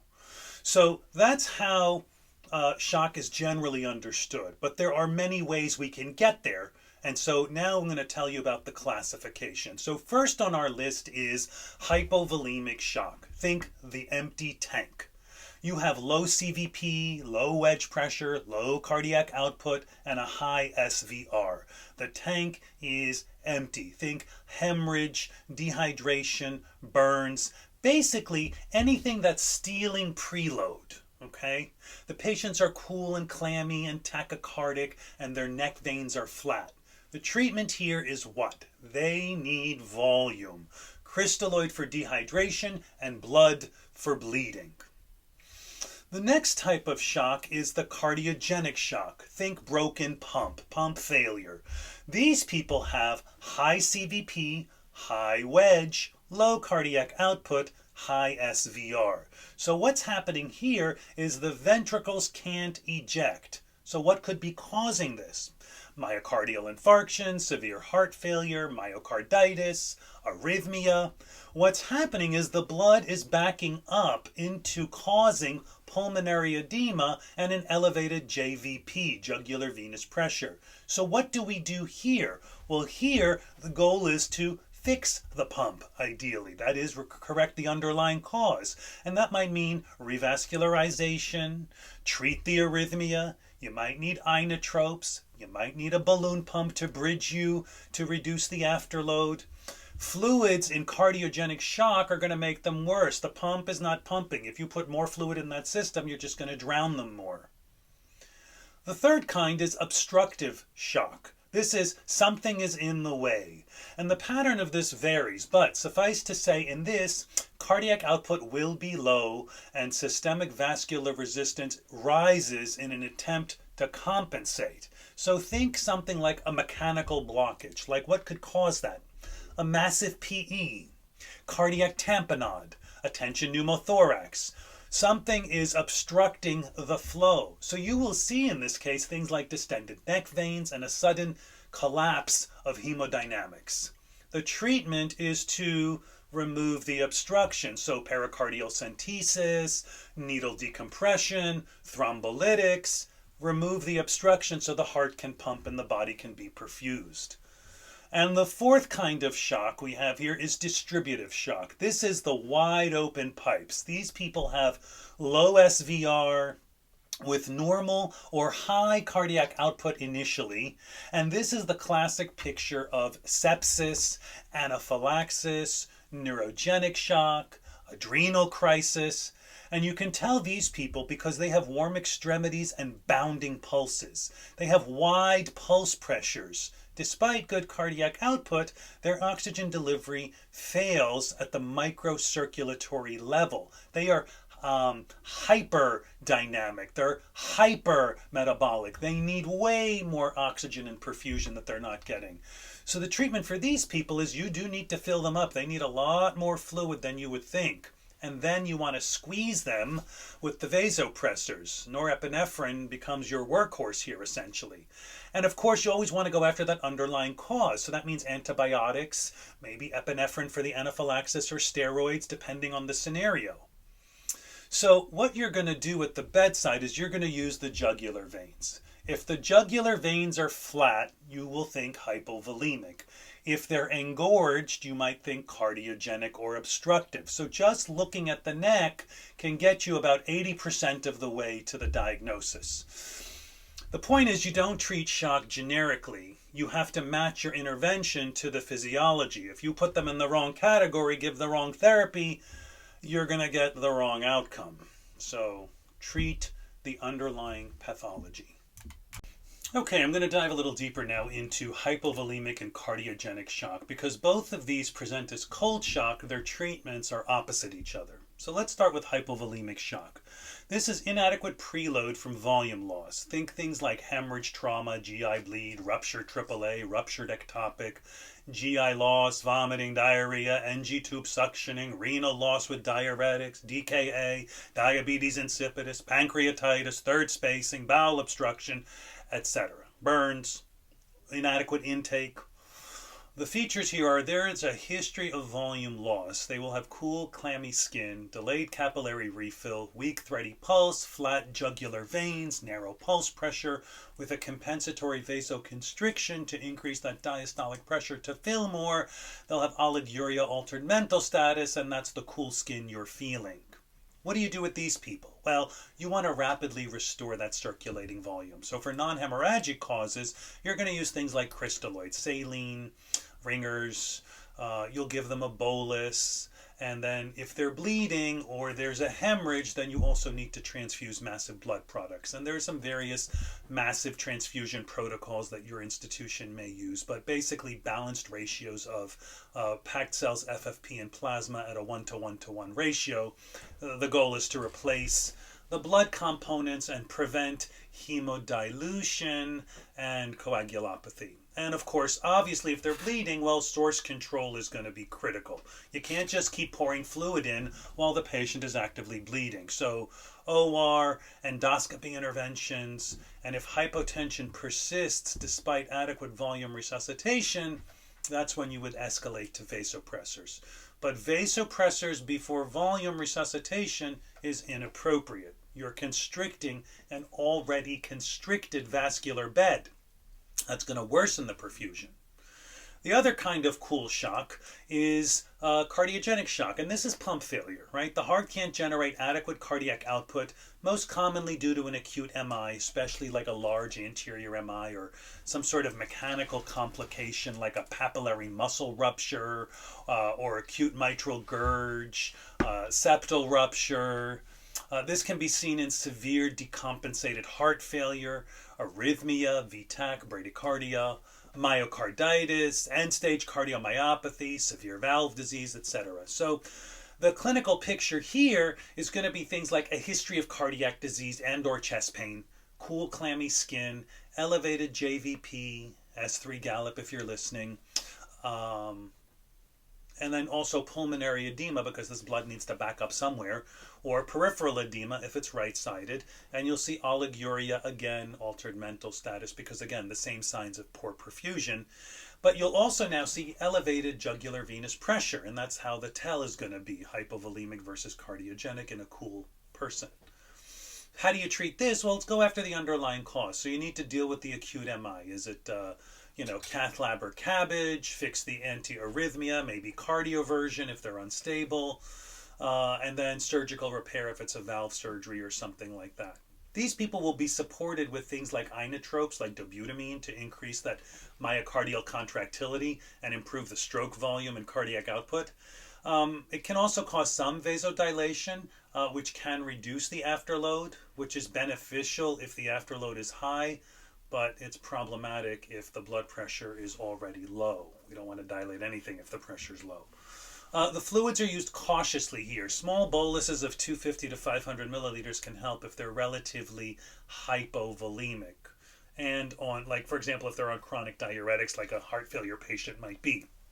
But you want to be very cautious with anything large volume because that can worsen the pulmonary edema, and always assess for fluid responsiveness after the small boluses. Now, afterload reduction is a major therapeutic intervention here if the blood pressure tolerates. So reducing the afterload with vasodilators like nitroglycerin, nitroprusside, ACE inhibitors, that will reduce the work of the failing heart so that we can get good output. But if there's hypotension, vasodilators are out. Mechanical support is an option also, IABP or ECMO for these patients, because these devices provide temporary support while you can get at that underlying cause. The thing to keep in mind is right ventricular infarct deserves some special emphasis because an RV infarct typically occurs with an inferior wall MI. That's 2-3 AVF. Okay, because the right coronary artery supplies both the inferior left ventricle and the right ventricle. So RV infarction causes an elevated JVP, blood backs up because the RV can't pump forward effectively. But here's the paradox. These patients require volume loading, not diuresis, because the RV's preload dependent. So it's going to need that volume to generate enough squeeze after stretch. It needs adequate filling to generate the output. So reducing preload actually worsens RV output. So look for this in someone with an inferior wall MI. That combined with the JVP elevation, hypotension, clear lungs, that's a tell, the lungs are clear, and the ECG will show ST elevation in the right-sided leads, okay? Echo will show you the RV dysfunction. The treatment is going to be for RV dysfunction. You need IV fluids to maintain that preload. So yes, cardiogenic shock, usually you don't want to fill them up, unless of course it's an RV failure, then you do need to fill them up. So your clinical exam will dictate that. Distributive shock versus obstructive shock. Okay, let's look at these two big buckets. So distributive shock, this is vasodilated and leaky. Distributive shock is all about pathologic vasodilation. Systemic vascular resistance is dropped. The heart often cranks up the output in order to compensate, but the vascular space is so dilated that the blood pressure still tanks. Early on, this is the classic warm shock picture. You'll see warm flushed skin, bounding pulses, wide pulse pressure, and if this goes on long enough, the heart's going to get tired, and then distributive shock can give way to look cold later in the course. Now, some major causes of distributive shock include these four major categories. You can have sepsis, that is when infection triggers a massive inflammatory cascade leading to vasodilation and a capillary leak. You can have anaphylactic shock, allergens that trigger some mast cell degranulation. Histamine and friends start to cause the vasodilation. You get a capillary leak and bronchoconstriction. You can also have a neurogenic shock. This could be a high spinal cord injury which knocks out the sympathetic tone. So then you have unopposed parasympathetics firing, leading to vasodilation and bradycardia. You also can have adrenal insufficiency as a trigger. That is to say, no cortisol means vessels don't respond. You can trigger this, by the way, if, for example, they're on long-standing steroids and they don't taper, they suddenly go off. You create that adrenal insufficiency. So they stay floppy and dilated. The way you manage this is you have to fix the cause. So for sepsis, it's early broad-spectrum antibiotics, drain the abscess, remove the infected lines or devices, give them the crystalloid. Even though the cardiac output may be normal or high, the effective circulating volume is low because of the vasodilation and the capillary leak. Of course, vasopressors will have their role once you've hydrated, so norepinephrine is usually first line. And then epinephrine can follow if you are dealing with anaphylaxis, right? And so that will also help with the bronchodilation. If your cause is, say, neurogenic shock, you have to treat that bradycardia, so you might give them atropine as needed. And then you'll use vasopressors for the hypotension. If it's adrenal crisis, what do you think you'll give? Well, you're going to have to replace those stress dose steroids that they're suddenly missing. So 100 milligrams of hydrocortisone should help. Now, On the other side, in the middle of the screen, we have obstructive shock. This is to say something is in the way. So obstructive shock is mechanical. The volume may be fine, but the myocardium might be okay, but something is physically blocking outflow. The obstruction can be around the heart or inside the chest. So in cardiac tamponade, for example, the fluid in the pericardial space is compressing the heart and preventing filling. If the fluid accumulates rapidly, like say after trauma or an aortic dissection or some procedure, even small volume can cause shock. If it accumulates slowly, like in the setting of a malignancy or a uremia, the pericardium can stretch, so it will require more fluid before you have shock symptoms. And so what you need to look at is this what's called classic Beck's triad for cardiac tamponade. Beck's triad is the hypotension, jugular venous distension, and the muffled heart sounds, plus pulsus paradoxicus. And what that means is more than a 10 millimeter drop in systolic pressure with inspiration. Why does it do that? Well, inspiration increases venous return to the right heart, but the pericardial fluid is limiting that total volume. So as the right heart fills, the left heart is getting squeezed and the stroke volume falls, and then the systolic pressure drops. So that's a quick bedside way to tell, and then of course you can do a bedside echo and you will see that pericardial effusion, or plain chest x-ray also, and you'll appreciate the diastolic collapse of the right atrium or the right ventricle. So the treatment is don't wait. This person needs that emergent pericardial centesis, or if this is in CT surgery or CT ICU, this is the one where they say crack the chest, okay, because it's already there. They just remove the staples and you're good to go.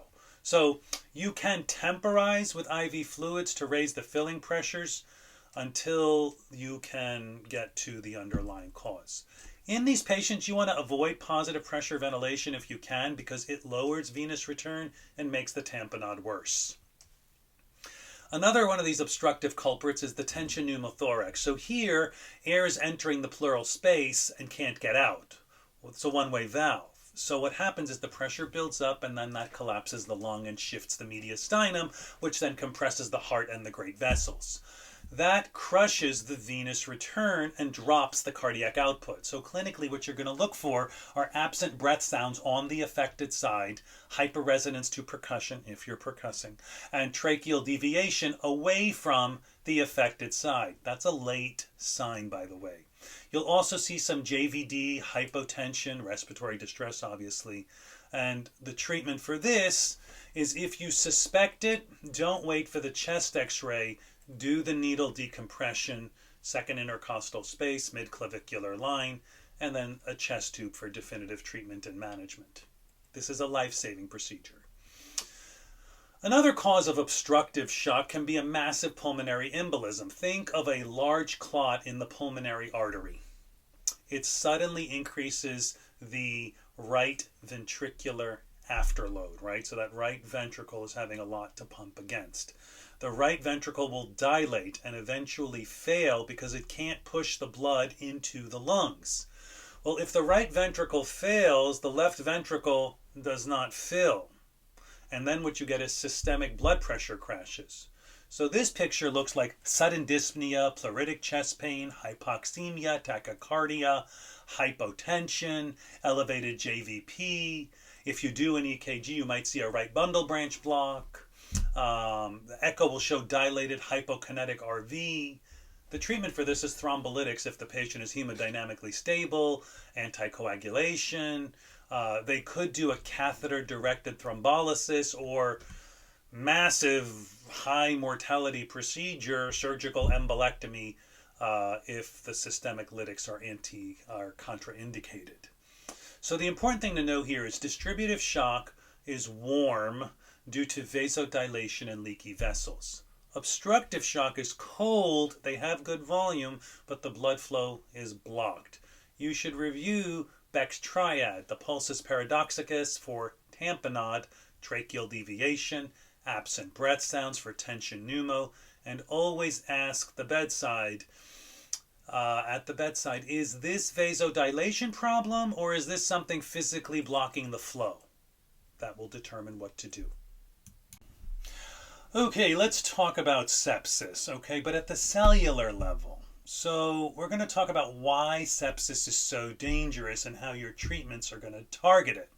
So let's talk about PAMPs and DAMPs and PRPs. What the heck am I saying to you? Okay, so we have to start with a trigger. A PAMP, a pathogen-associated molecular pattern. These are pieces of the bug. Liposaccharide from a gram-negative bacteria, a peptoglycan from a gram-positive bacteria, a viral RNA, a fungal cell wall. That's what a PAMP is. A DAMP, damage-associated molecular patterns. These are help I'm injured signals from our own damaged cells. So both PAMPs and DAMPs are detected by PRRs. What the heck is that? Pattern recognition receptors. They are on innate immune cells, especially the macrophages. So the most important family here are the toll-like receptors, the TLRs.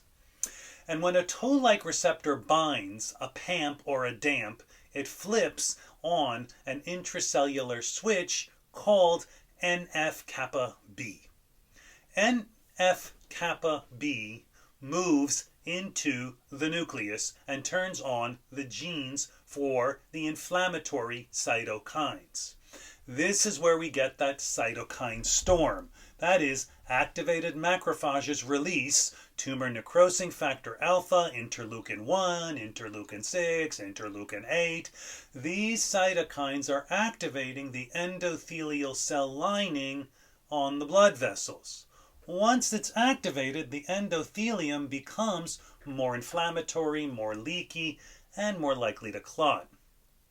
So the big endothelial problem in sepsis is the capillary leak. The barrier loosens, fluid moves out of the bloodstream into the tissue. That results in tissue edema and a relative hypovolemia. This is why the septic patient often needs large fluid boluses because of this maldistribution of blood flow. Now, some capillary beds are widely dilated, while others are constricted or plugged. So even with a normal or high cardiac output, some tissues are still underperfused. Now, microvascular thrombosis, this is when the endothelium expresses tissue factor and then shuts down the natural anticoagulants, and then we form tiny clots in the microcirculation. These clots further block flow and worsen hypoxia. The next thing that happens is that mitochondrial dysfunction we've talked about in the past. So even when oxygen reaches the tissue, cells may not be able to use it properly, and then inflammatory mediators and oxidative stress and nitric oxide all impair the electron transport chain inside the mitochondria. So what happens is you get oxidative phosphorylation breaks down, and ATP production falls. And we call this the cytopathic hypoxia.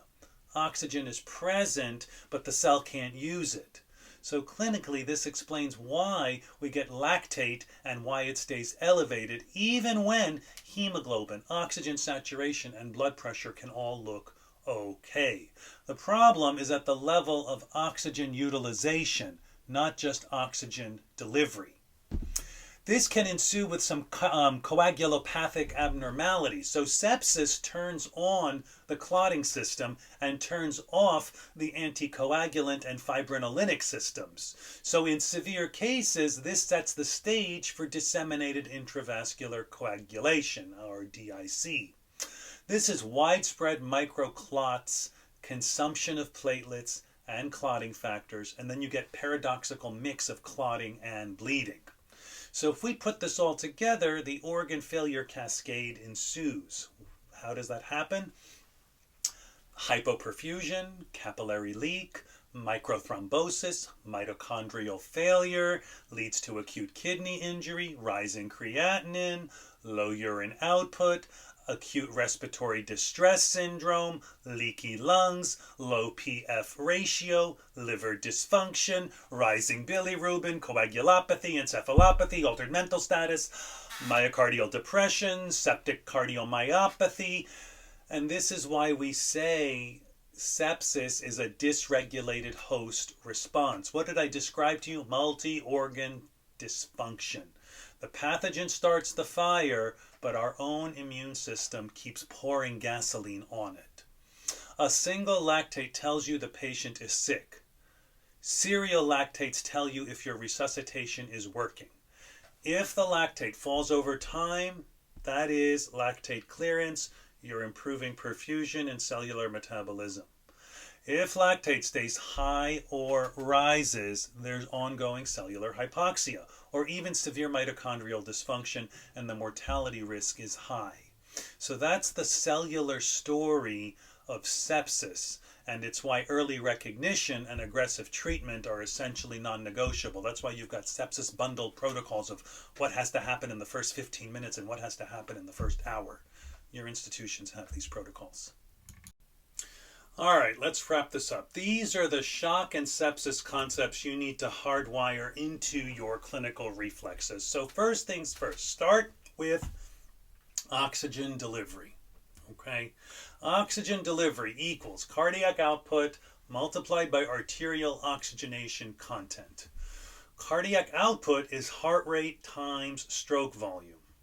Arterial oxygenation content is hemoglobin times a coefficient of 1.39, which you don't need to memorize, times oxygen saturation plus the small amount of dissolved plasma. Okay, that is something that your online calculators will spit out. I just need you to conceptually understand what are the parameters that are informing tissue perfusion. So if a patient is in shock, something in these equations have failed, and your job is to find out which component broke and fix it. So for example, low hemoglobin, transfuse.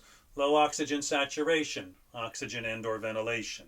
Low cardiac output, fluids, inotropes, treat the heart. The other thing you need to have a reflex towards is warm shocks versus cold shocks. In distributive shock, especially in early sepsis, cardiac output is high and the SVR is low, and that's why they're warm. Every other shock state is a low output cold extremity situation. The bedside trick is check the jugular venous pressure. If it's a low JVP, that points to hypovolemia. If it's a high JVP, that points to cardiogenic or obstructive. That's like the fastest way to differentiate when you don't have monitors. Sepsis, by definition, is infection plus life-threatening organ dysfunction. And organ dysfunction is defined as an increase in SOFA scores of 2 points or more. SOFA is the sequential organ failure assessment tool. It's freely available in your medical calculators. You can check how to calculate there. Now, the other thing to keep in mind is it's taking a look and considering things like the difference between PaO2 and FiO2. That ratio is what's going to tell you if you're heading towards ARDS territory, okay? Cardiovascularly, what you're looking at is the mean arterial pressure and the need for vasopressors. Hepatically, you're looking for bilirubin rise.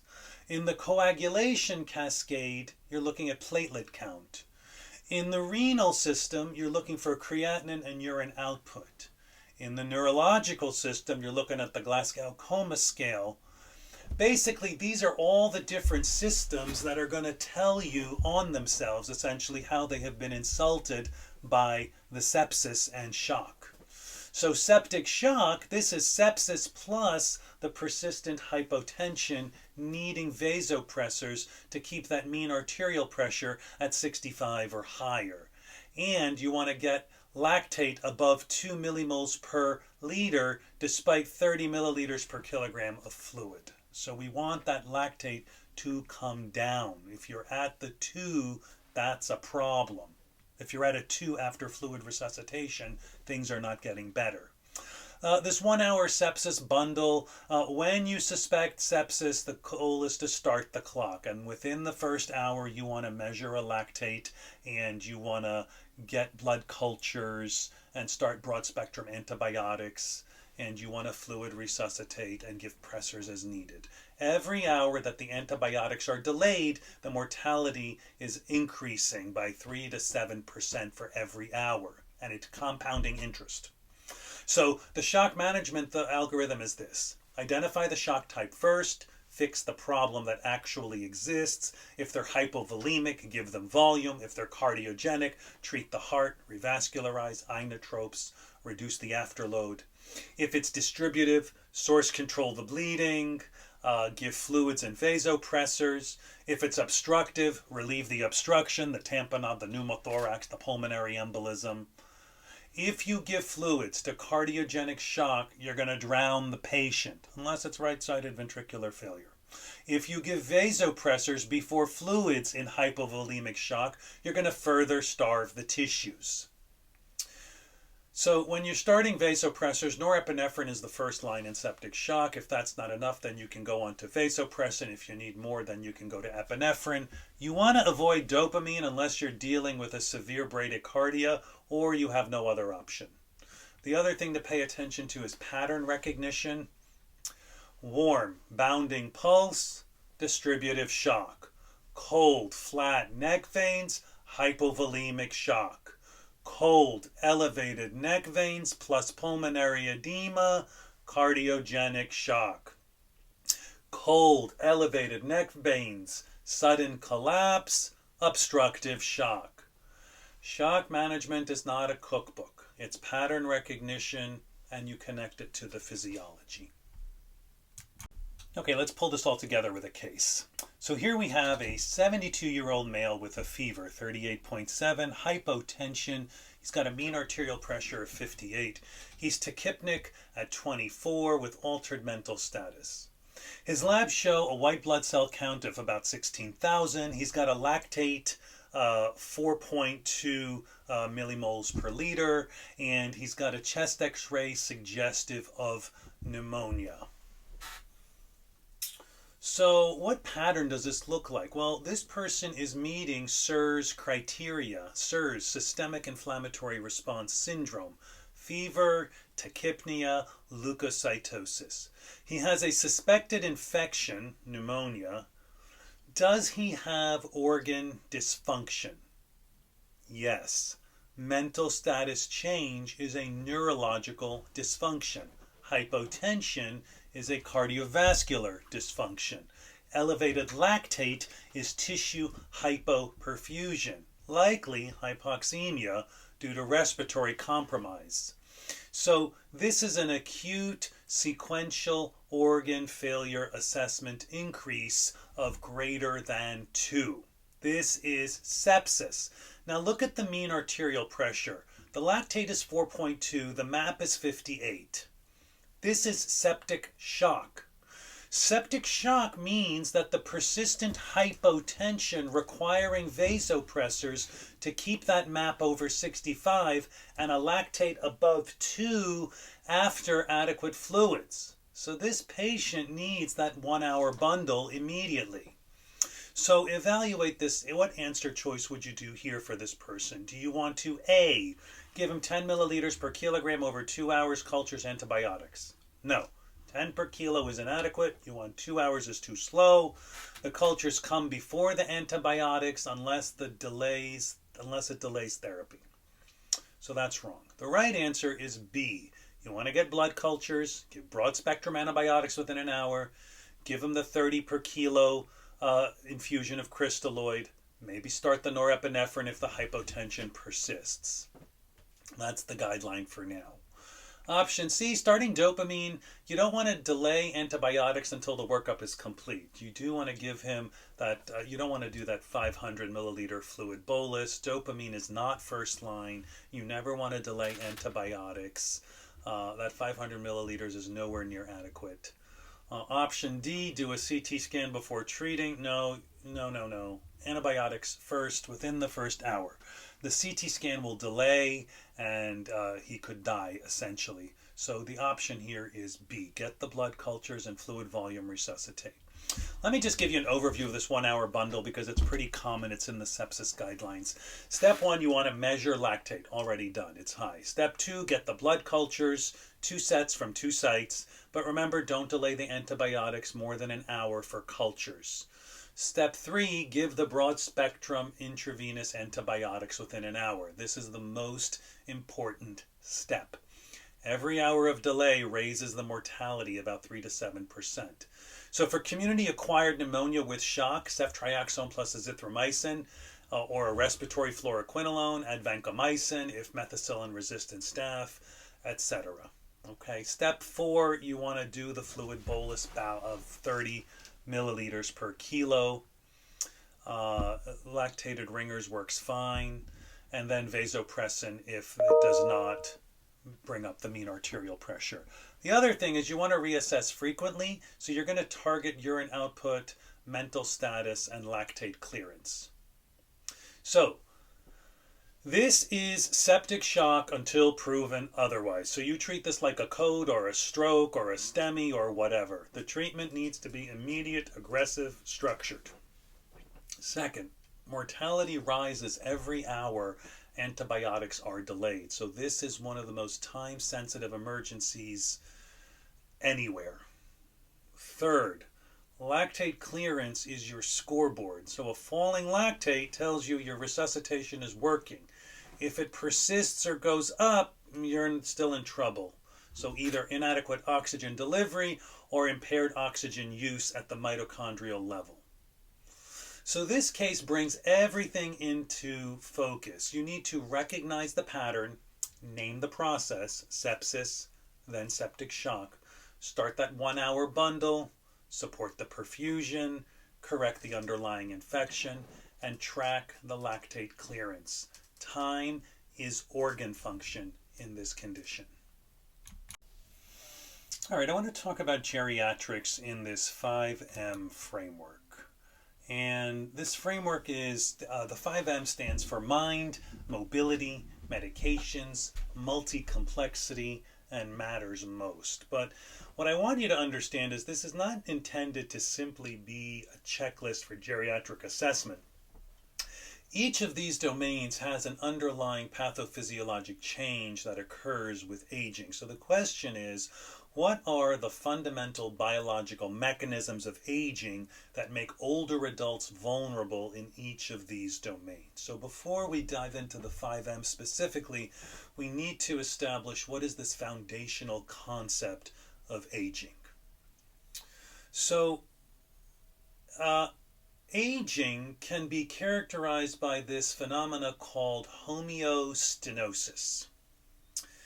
Homeostenosis is the narrowing of homeostatic reserves.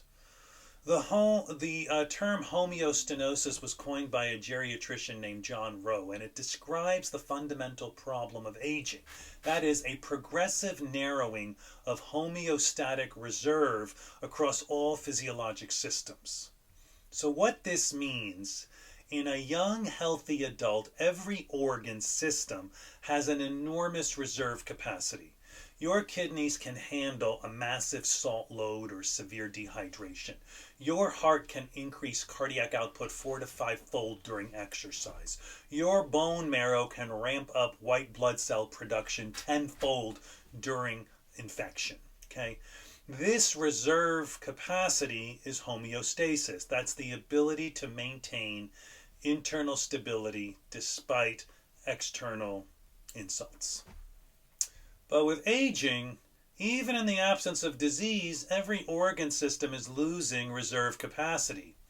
So it's not that the organ fails, it's that the buffer zone shrinks. So under a baseline resting conditions, an 85-year-old's kidneys work fine.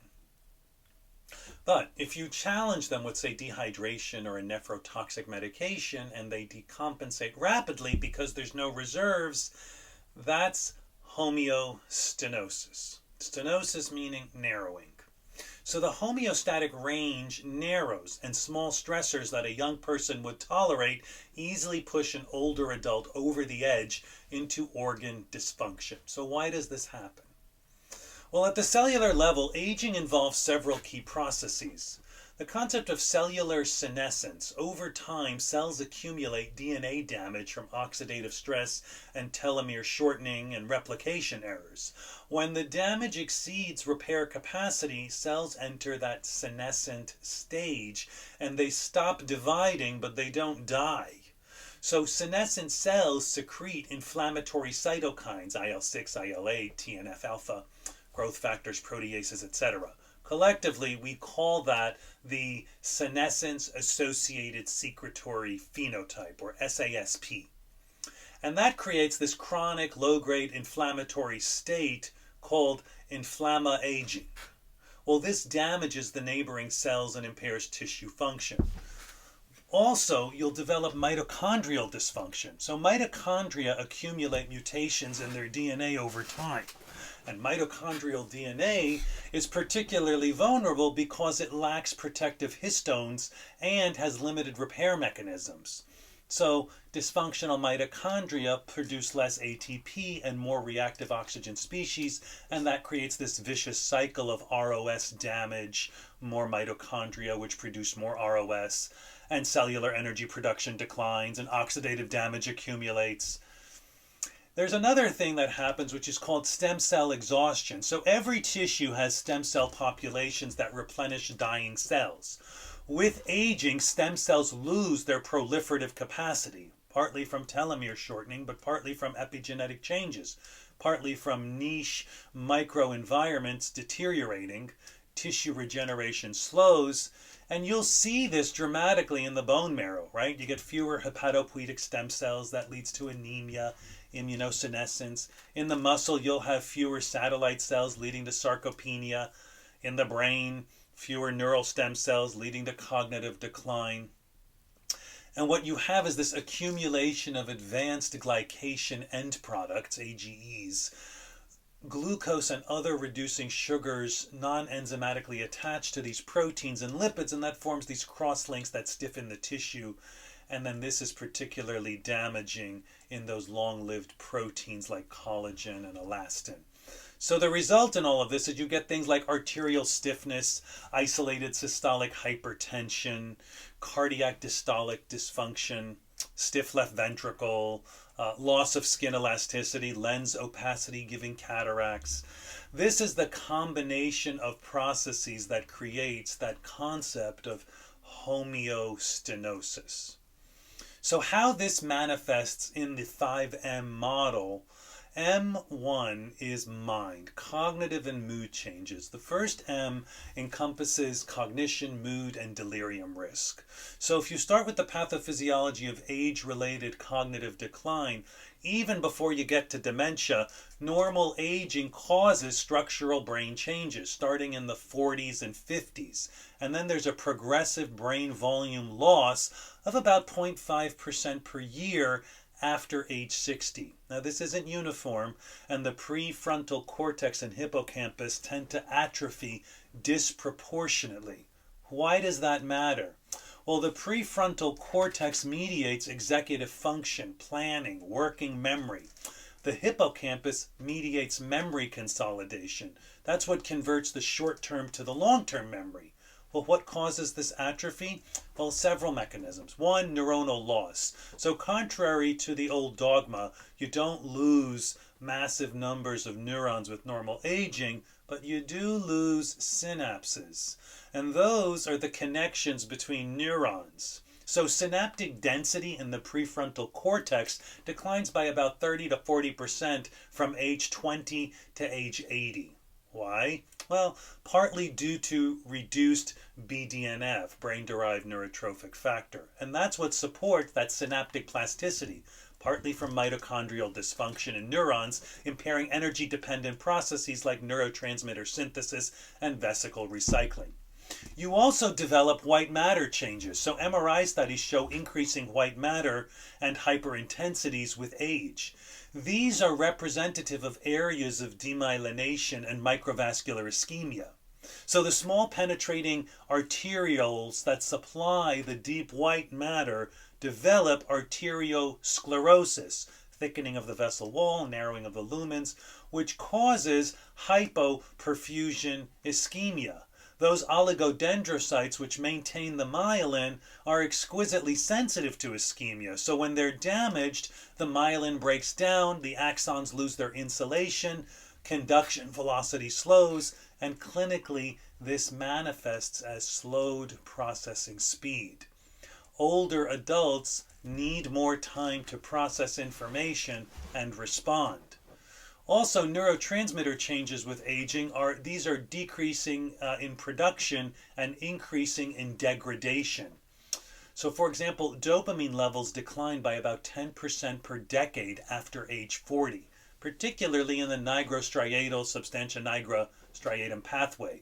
This contributes to the psychomotor slowing and increased risk of Parkinsonism. Acetylcholine synthesis declines because of reduced activity and choline acetyltransferase in the basal forebrain. Well, this impairs attention and memory encoding. Serotonin transporter density decreases, which may contribute to depression and anxiety in older adults.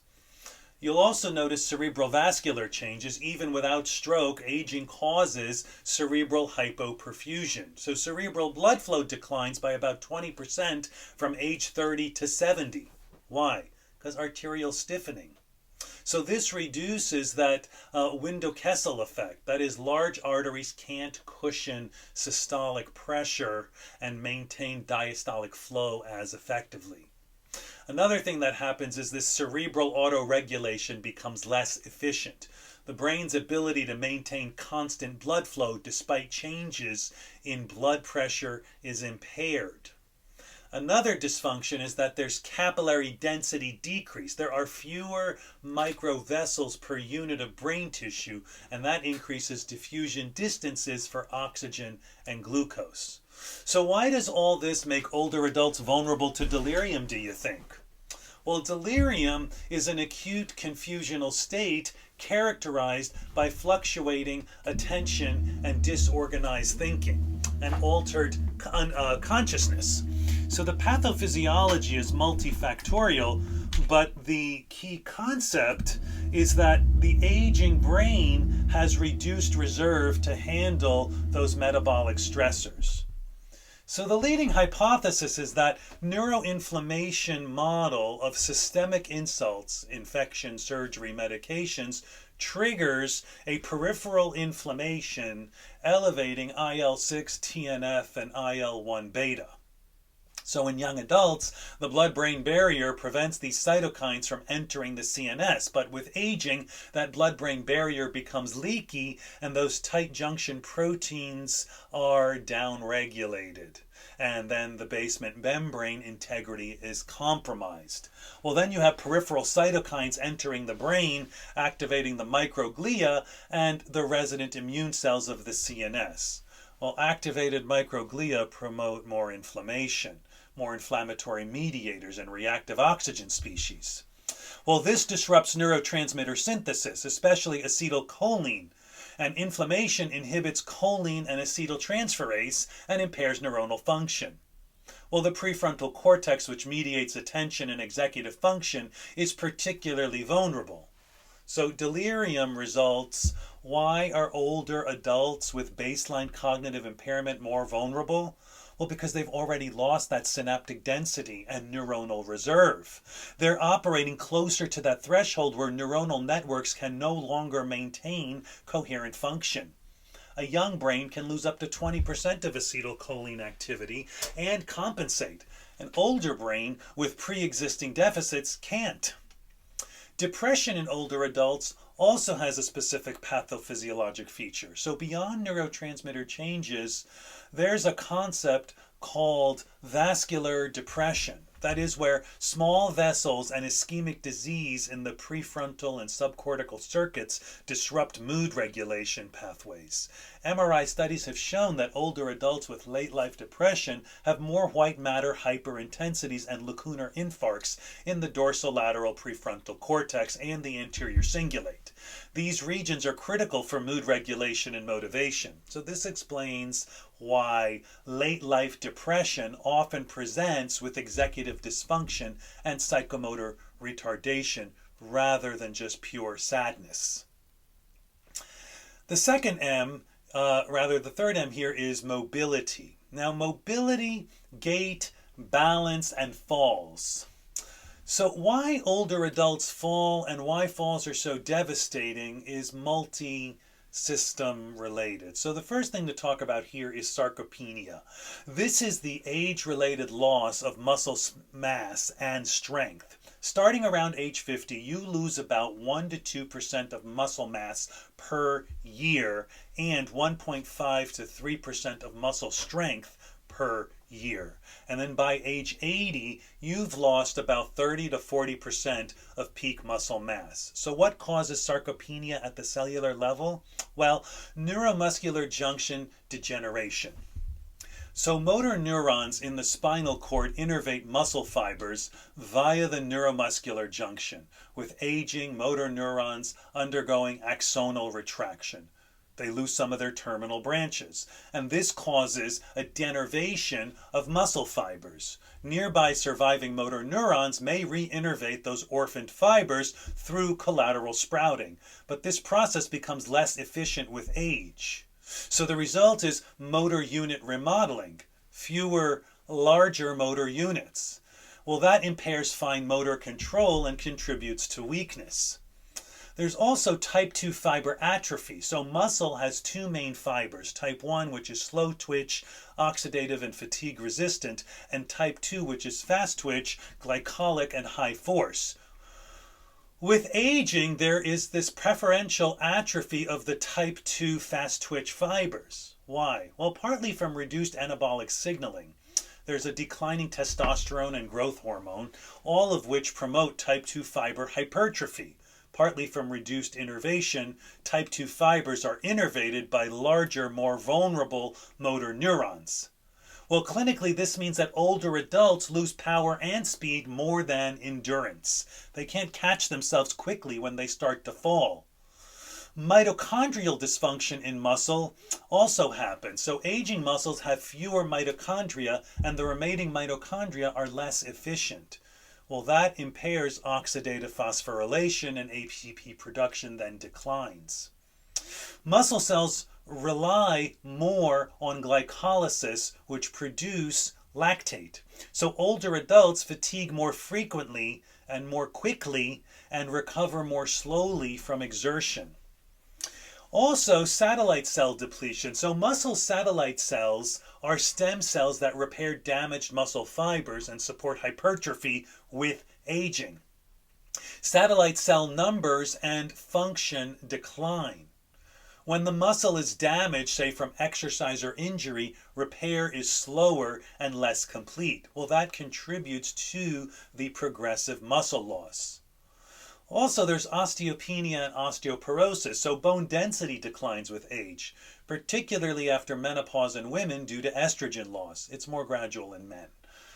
So what happens here is that the osteoblast and osteoclast imbalance needed for bone remodeling loses that balance in process. So osteoclasts resorb old bone. Osteoblasts lay down new bone.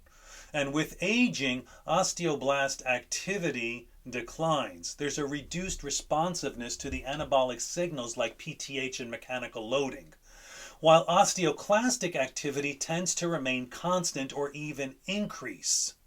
So the result is a net bone loss of trabecular bone, that is spongy bone in the vertebrae, the hip, and the wrist. That's particularly affected.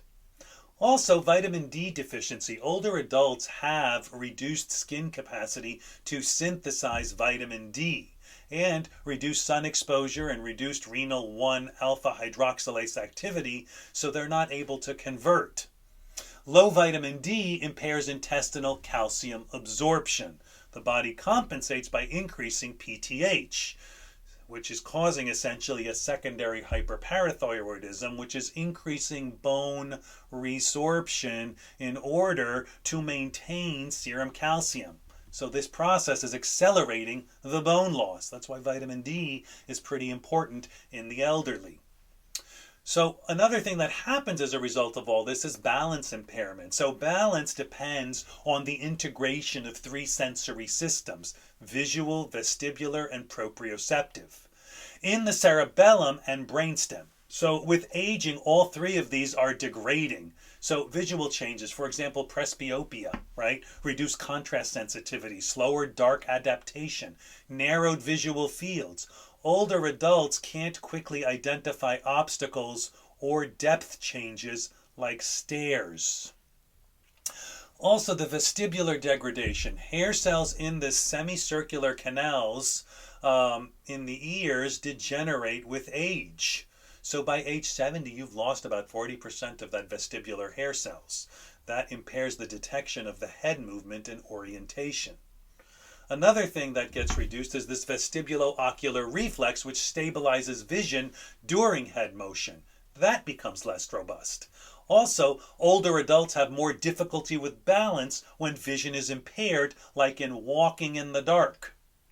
Proprioception also declines. There are peripheral nerves that develop axonal loss and demyelination with aging. This is age-related peripheral neuropathy. Even without diabetes, these mechanoreceptors in the joints and muscles, like muscle spindles and Golgi tendies in the organ, these things transmit position sense to the spinal cord. When these pathways are impaired, the brain doesn't receive accurate information about limb position. So older adults sway more when standing and are slower to correct their balance disturbance. Another problem is there's this central integration slowdown. So even if the sensory inputs are intact, the cerebellum and brainstem are processing the information more slowly. And then there's white matter changes, demyelination, slowed conduction. Cerebral atrophy reduces that computational capacity. So the result is a delayed postural reflex. So a young person can correct a trip in 100 to 150 milliseconds. An older person's correcting that trip in 200 to 300 milliseconds. That delay is enough to convert a near fall into a fall. So why are falls so dangerous in older adults beyond fractures and osteoporosis? Because the fall triggers a cascade of symptoms. There's a post-fall syndrome. So after a fall, many older adults develop a fear of falling, which leads to activity restriction. And that leads to reduced activity, accelerating the sarcopenia and deconditioning and balance impairment, which creates this vicious cycle of increased falls risk. So immobility complications, if an older adult falls and can't get up, this is called the long lie. They develop rhabdomyolysis from prolonged pressure on muscles and prolonged pressure ulcers, and they get hypothermia and a reduced metabolic rate, and they impair their thermoregulation. They get dehydrated, they aspirate, they develop pneumonia, and if they're lying on the floor for hours, they could die from that. The other M here is medication. So polypharmacy and altered pharmacokinetics and pharmacodynamics. So older adults are at high risk for adverse drug events because of altered pharmacokinetics and pharmacodynamics because of polypharmacy. So the pharmacokinetic change is how the body handles the drug. That refers to absorption. That's generally well preserved with aging, but there are a few changes. So for example, gastric pH rises, and that reduced parietal cell acid secretion can affect absorption of drugs requiring an acidic environment. Things like ketoconazole and iron. So gastrointestinal motility slows, and this can delay time to peak concentrations, but usually doesn't affect the extent of absorption. Also, first-pass metabolism is decreased. That is due to the reduced hepatic blood flow, which can increase the bioavailability of drugs with a high first-pass extraction. Think drugs like propranolol or morphine. The other thing that's affected pharmacokinetically is the distribution. This is where significant change occurs. So, body composition changes with aging, lean body mass decreases, that's the sarcopenia, and body fat increases even if the weight is stable. So for hydrophilic drugs like say gentamicin or digoxin, the volume of distribution decreases because there's less muscle and total body water. So this means the same dose produces a higher plasma concentration. There's also increased risk of toxicity as a result.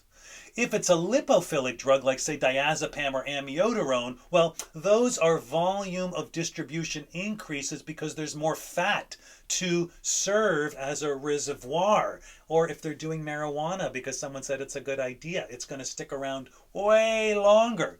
That drug has a longer half-life because it's partitions into the fat and then it gets released slowly over time. Well, another thing in distribution is the plasma protein changes. So albumin levels tend to decline with aging and acute illness. So drugs that are highly albumin bound, like say phenytoin, warfarin, they have more free, unbound drug in the plasma. It's the free drug that's pharmacologically active and available, so for metabolism and excretion. So even if the drug level is, quote, therapeutic, the free level may be toxic. That's why we like a lower lithium level, say, in the elderly. And there's also a change to metabolism. So hepatic metabolism occurs via phase 1 oxidation and reduction and hydrolysis, right, in the CYP450 pathway. Well, in phase 2, we get conjugation, glucocoordination, and sulfonation. And with aging, phase 1 metabolism declines. So enzymatic activity is down by about 20 to 40%. Why? Because of that reduced hepatic blood flow. So, and also due to decreased cardiac output and also due to the arterial sclerosis. So reduced blood flow means reduced drug delivery to hepatocytes and reduced clearance. The other thing that happens is they lose hepatocyte number, so the liver itself is shrinking. So the remaining hepatocytes have to work overtime. So the drugs will have a longer half-life and a higher steady-state concentration. So that's why dose adjustments are often necessary. That's why we say start low and go slow, because this process takes time. Also, there's a reduction in excretion because renal function declines with aging. Even in healthy older adults, the GFR decreases by about 1 milliliter per minute per year after age 40. So by age 80, the GFR is typically 50 to 60 milliliters per minute, even if the serum creatinine is normal, because creatinine production also decreases due to reduced muscle mass. And creatinine comes from muscle and creatinine metabolism. So this is critical for renally excreted drugs like, say, digoxin, gabapentin, aminoglycosides, metformin, etc. So the standard drug accumulation and toxicity is pronounced at the usual levels. Another situation happens is called nephrosclerosis. Well, this is arterial sclerosis of afferent and efferent arterioles, which is reducing glomerular perfusion. So the glomeruli undergo sclerosis and then scarring of the glomerular tuft. So by age 80, you've lost about 30 to 40% of those functioning nephrons. And then you get tubular dysfunction. That's where the renal tubules also show age-related changes and reduced sodium reabsorption, which impairs the kidney's ability to conserve sodium during volume depletion. And then there's reduced urinary concentrating ability, and there's a decreased responsiveness to ADH and a reduced medullary gradient, which means older adults can't concentrate urine, say, over 600 to 700 milliosms, whereas a young adult can do 1200. So that increases the risk of dehydration. Now, what about the pharmacodynamic changes? How drugs affect the body? Well, receptor sensitivity also changes. Some receptors become more sensitive with aging and others less. So benzodiazepine receptors, for example, may become more sensitive, and older adults experience greater CNS depression from benzos, even at equivalent blood levels. Beta adrenergic receptors become less sensitive, so older adults have a blunted response to beta agonists like albuterol and beta blockers. Homeostatic impairment also happens. That's the key concept. So the drug that challenges homeostasis are more dangerous in older adults because of homeostenosis. So there's an example commonly seen, orthostatic hypotension from, say, alpha blockers or antihypertensives. In young adults, standing causes the blood to pool in the lungs. Baroreceptors detect the drop in blood pressure and trigger the reflexive tachycardia and vasoconstriction via the sympathetic nervous system. In order to do what? It's all about perfusing the brain. So in older adults, these baroreceptor sensitivity is reduced, as is the sympathetic responsiveness, and that gets blunted. So there's this vascular compliance, which is also reduced. They have stiff arteries, and so they can't vasoconstrict as effectively.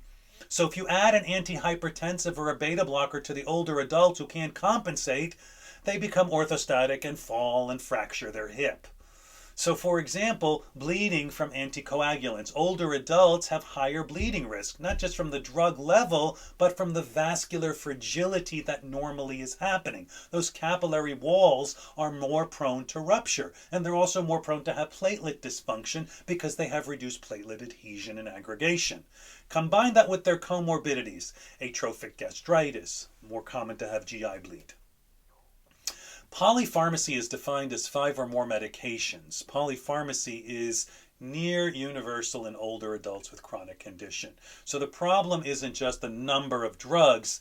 You need to also consider those drug-drug interactions and prescribing cascades.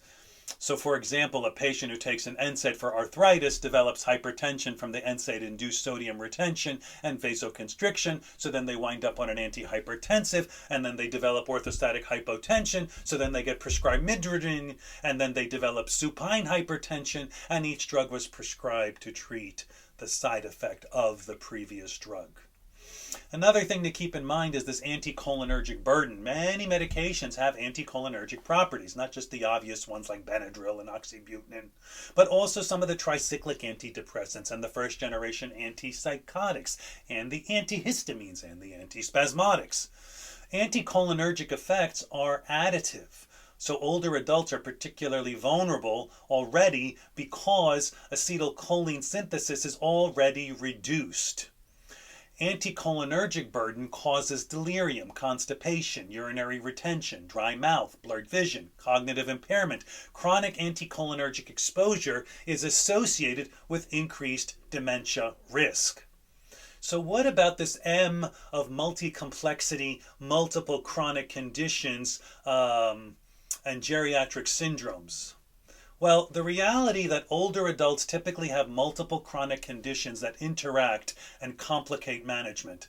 The concept here is synergistic vulnerability. It's not just that the 80-year-old has diabetes, heart failure, CKD, and COPD. It's that these conditions interact to create vulnerability greater than the sum of their parts. So heart failure plus CKD plus diabetes, it leads to heart failure causes renal hypoperfusion, worsens CKD. CKD causes volume overload and anemia and worsening heart failure. And diabetes causes both nephropathy, worsening CKD, and autonomic nephropathy, neuropathy rather, impairs the cardiac response to volume changes, and then the medications for one condition worsen another, and the ACE inhibitor helps the heart failure but worsens the hyperkalemia in CKD, and diuretics help the volume overload but worsen the renal perfusion and glucose control. So we have what we call geriatric syndromes. These are clinical conditions common in older adults that don't fit into discrete disease categories, things like falls, delirium, incontinence,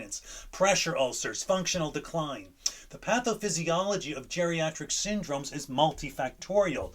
They arise from accumulated impairments across multiple systems often triggered by a relatively minor stressor. So for example, you'll get urinary incontinence in older women. And what's the contributing factor? Well, pelvic floor weakness from childbirth, estrogen lowering tissue atrophy, detrusor overactivity from a loss of central inhibition, white matter changes impairing the frontal cortex inhibition of micturition reflex, urethral sphincter weakness from denervation of tissue atrophy, reduced bladder capacity from bladder fibrosis and reduced compliance, mobility impairment, can't get to the bathroom fast enough, cognitive impairment, doesn't recognize the urge to void. There's no single cause. It's the accumulation of multiple deficits. That's the hallmark of geriatric syndrome. So when you're planning care, you do this fifth M here is what matters most. What's the patient's goal? Aligning the care with the patient's goal and priorities. Now, while this is more clinical than ethical than pathophysiologic, there is a physiologic underpinning. That is the time and horizon competing risk. So when considering interventions in older adults, you need to account for that limited life expectancy and competing mortality risk. So for example, screening colonoscopy for colorectal cancer prevention in an 85-year-old woman with dementia and heart failure. Even if we find and remove a polyp, it would take 10 plus years to develop into cancer. That, by this patient's life expectancy, is only 3 to 4 years based on heart failure and dementia. So they're far more likely to die of heart failure or infection than from colon cancer. So the time to benefit from screening exceeds their life expectancy, then it's not indicated.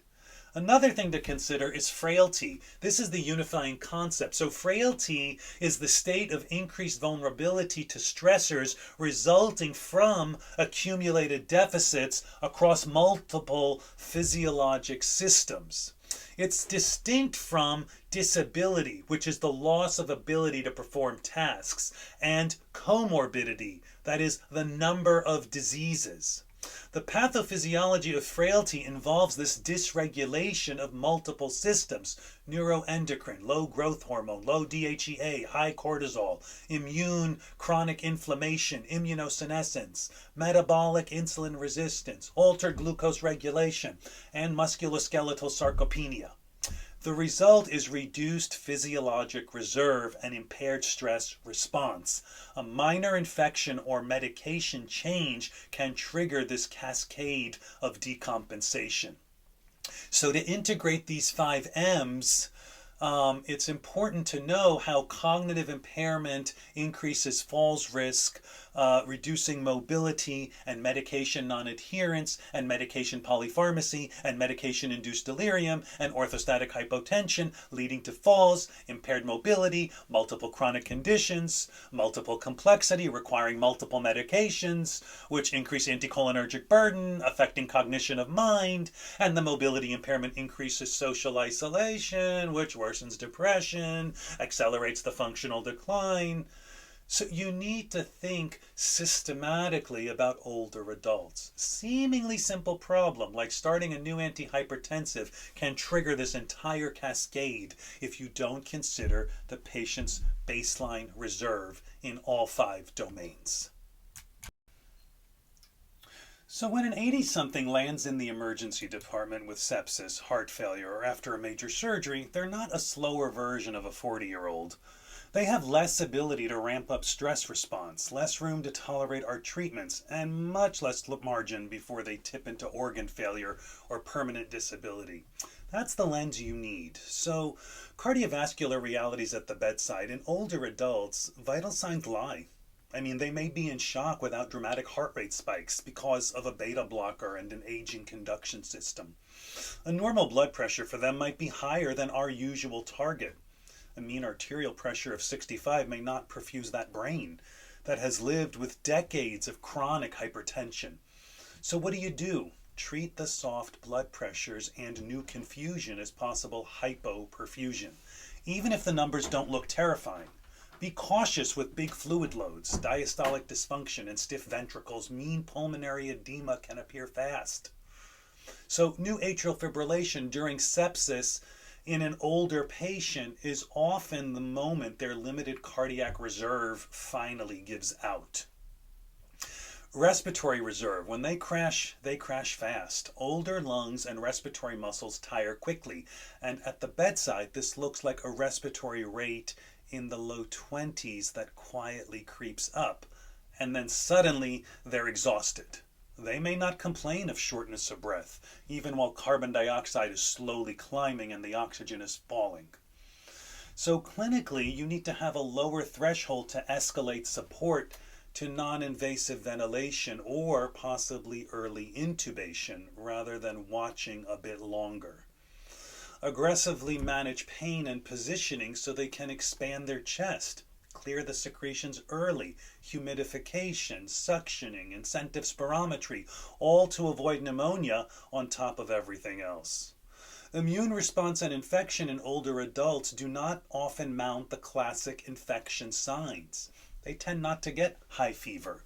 Sometimes they're actually hypothermic. White blood cell count may be only mildly elevated. The presenting symptom might be delirium or a fall, not I feel sick. So the subtle changes, take them seriously. If new confusion, decreased intake, just not themselves per the family member, start the appropriate antibiotics early when infection is likely, and then narrow or stop them once the cultures come back. You should also expect a slower and messier recovery in the elderly. You should also consider secondary infections and deconditioning as common, even after the original infection is controlled. Kidneys and fluids have a narrow runway, so many older patients walk into the hospital with borderline kidney function, develop a critical illness, have a modest drop in their blood pressure, and that pushes them into acute kidney injury. The same fluid bolus that fixes blood pressure can tip them right into pulmonary edema. So practically, remember to dose adjust and avoid nephrotoxic drugs whenever possible. Monitor the urine output and creatinine closely from day one, not as an afterthought. Think frequent small course corrections with fluids and diuretics rather than big swings. Survival also should not be the only endpoint. For an older adult, the big questions after the intensive care unit are, will they ever walk independently again? Will they return to their prior home or need long-term care? Will their cognitive baseline return, or is this the new normal? So bring that goals of care conversation into the first 24 hours, not day 10. Involve physical therapy and occupational therapy early, even while they're still quite sick. Early mobilization is not a luxury. Flag high-risk meds for delirium and falls from the beginning. Benzodiazepines, anticholinergics, and unnecessary sedatives. Key mental model for you to have when dealing with the elderly is when they become critically ill, assume every organ system is closer to its limit than the numbers may suggest. Your job is to recognize instability earlier, treat more gently but more deliberately, and always think beyond survival. What will this person's life look like if they make it through this acute event? You're doing great. You're in the home stretch. Let's lock in the summary for geriatrics. Key things you should take away. This is the stuff that actually changes your clinical decisions. So start with the 5 M's. This should be your mental checklist every time you encounter an older adult. Mentation, medication, mobility, multi-complexity, and matters most. If you remember nothing else, remember those. Also, remember to renal dose the medications. Find a correction formula like the Cockcroft Galt or something else, because creatinine lies in the elderly. Low muscle mass keeps it normal. So like a creatinine of 1 in an 85-year-old can really mean a creatinine clearance of 40. So dose for function, not the number. Medications that hurt older adults include anticholinergics and benzodiazepines, full stop. These medications drive delirium, falls, constipation, urinary retention, and hospital admission. So avoid them unless there is absolutely no alternative. Now, the delirium workup. You have DIMS-P. Drugs, infection, metabolic issues, stroke, or intracranial problem, pain, pooping, peeing, DIMS, pee, and environment. So don't guess, just go down the list and fix the cause. Don't just sedate the patient. And remember, care transitions are danger zones, so medication lists often don't match. Instructions get lost, follow-up falls apart. Always do a full medication reconciliation and make sure everyone, the patient, the family, the next provider, make sure everybody knows the plan. And remember, homeostenosis, that's the shrinking physiologic reserve. Older adults don't just present normally, no fever in infection, no tachycardia in shock. A small stressor can be a big crash because the buffer zones are gone.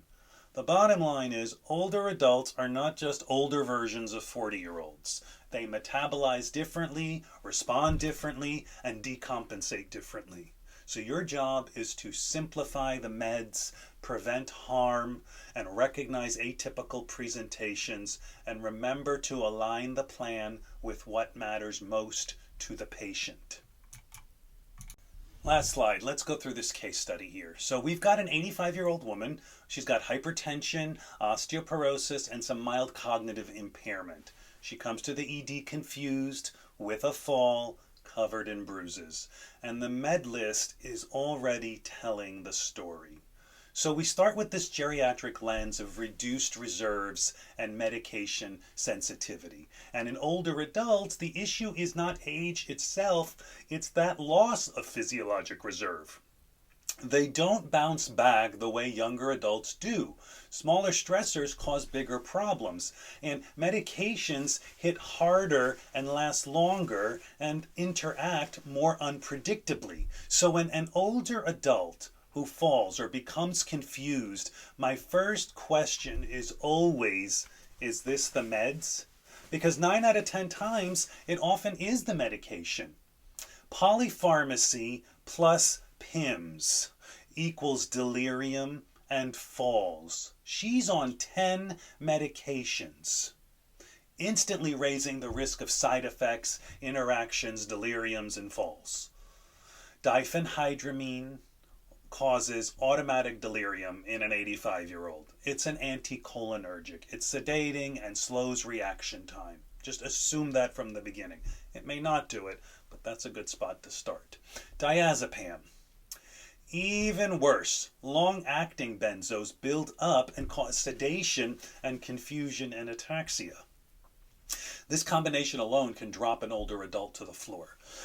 Cipro can cause central nervous system side effects as well as confusion, agitation, and restlessness. In someone who's already vulnerable, ciprofloxacin can be the tipping point. Antihypertensive medications, triple therapy equals orthostatic hypotension risk. So look at her medications here. She's on amlodipine, hydrochlorothiazide, she's on lisinopril, 3 blood pressure agents in an older adult with falls. That's a recipe for orthostatic hypotension. Combine that with the sedation from the diphenhydramine and the diazepam, of course she fell. Now put this together, this is a multifactorial delirium. Her confusion is coming from multiple converging problems. She's got 2 sedating high-risk meds, a new antibiotic that can worsen cognition, a possible electrolyte issue from the hydrochlorothiazide, a UTI, a fall, and pain. And there's underlying mild cognitive impairment. So older adults rarely have one cause of delirium. They often will have 3, 4, or 5. So your answer choices, here's the breakdown. What do you want to do? Head CT? Yeah, that's reasonable to rule out a bleed given the fall, but it doesn't address why she fell. CT alone won't fix this. It might help you triage the situation. What about option B here? Increase the diazepam? Absolutely not. It's part of the problem. Well, what about option C? Discontinue the diphenhydramine and diazepam and do a full medication reconciliation. That is the acute answer to do, but that's going to take time to wash out. So step 1 is removing the medications that cause the delirium and the fall. And then maybe you get the CAT scan.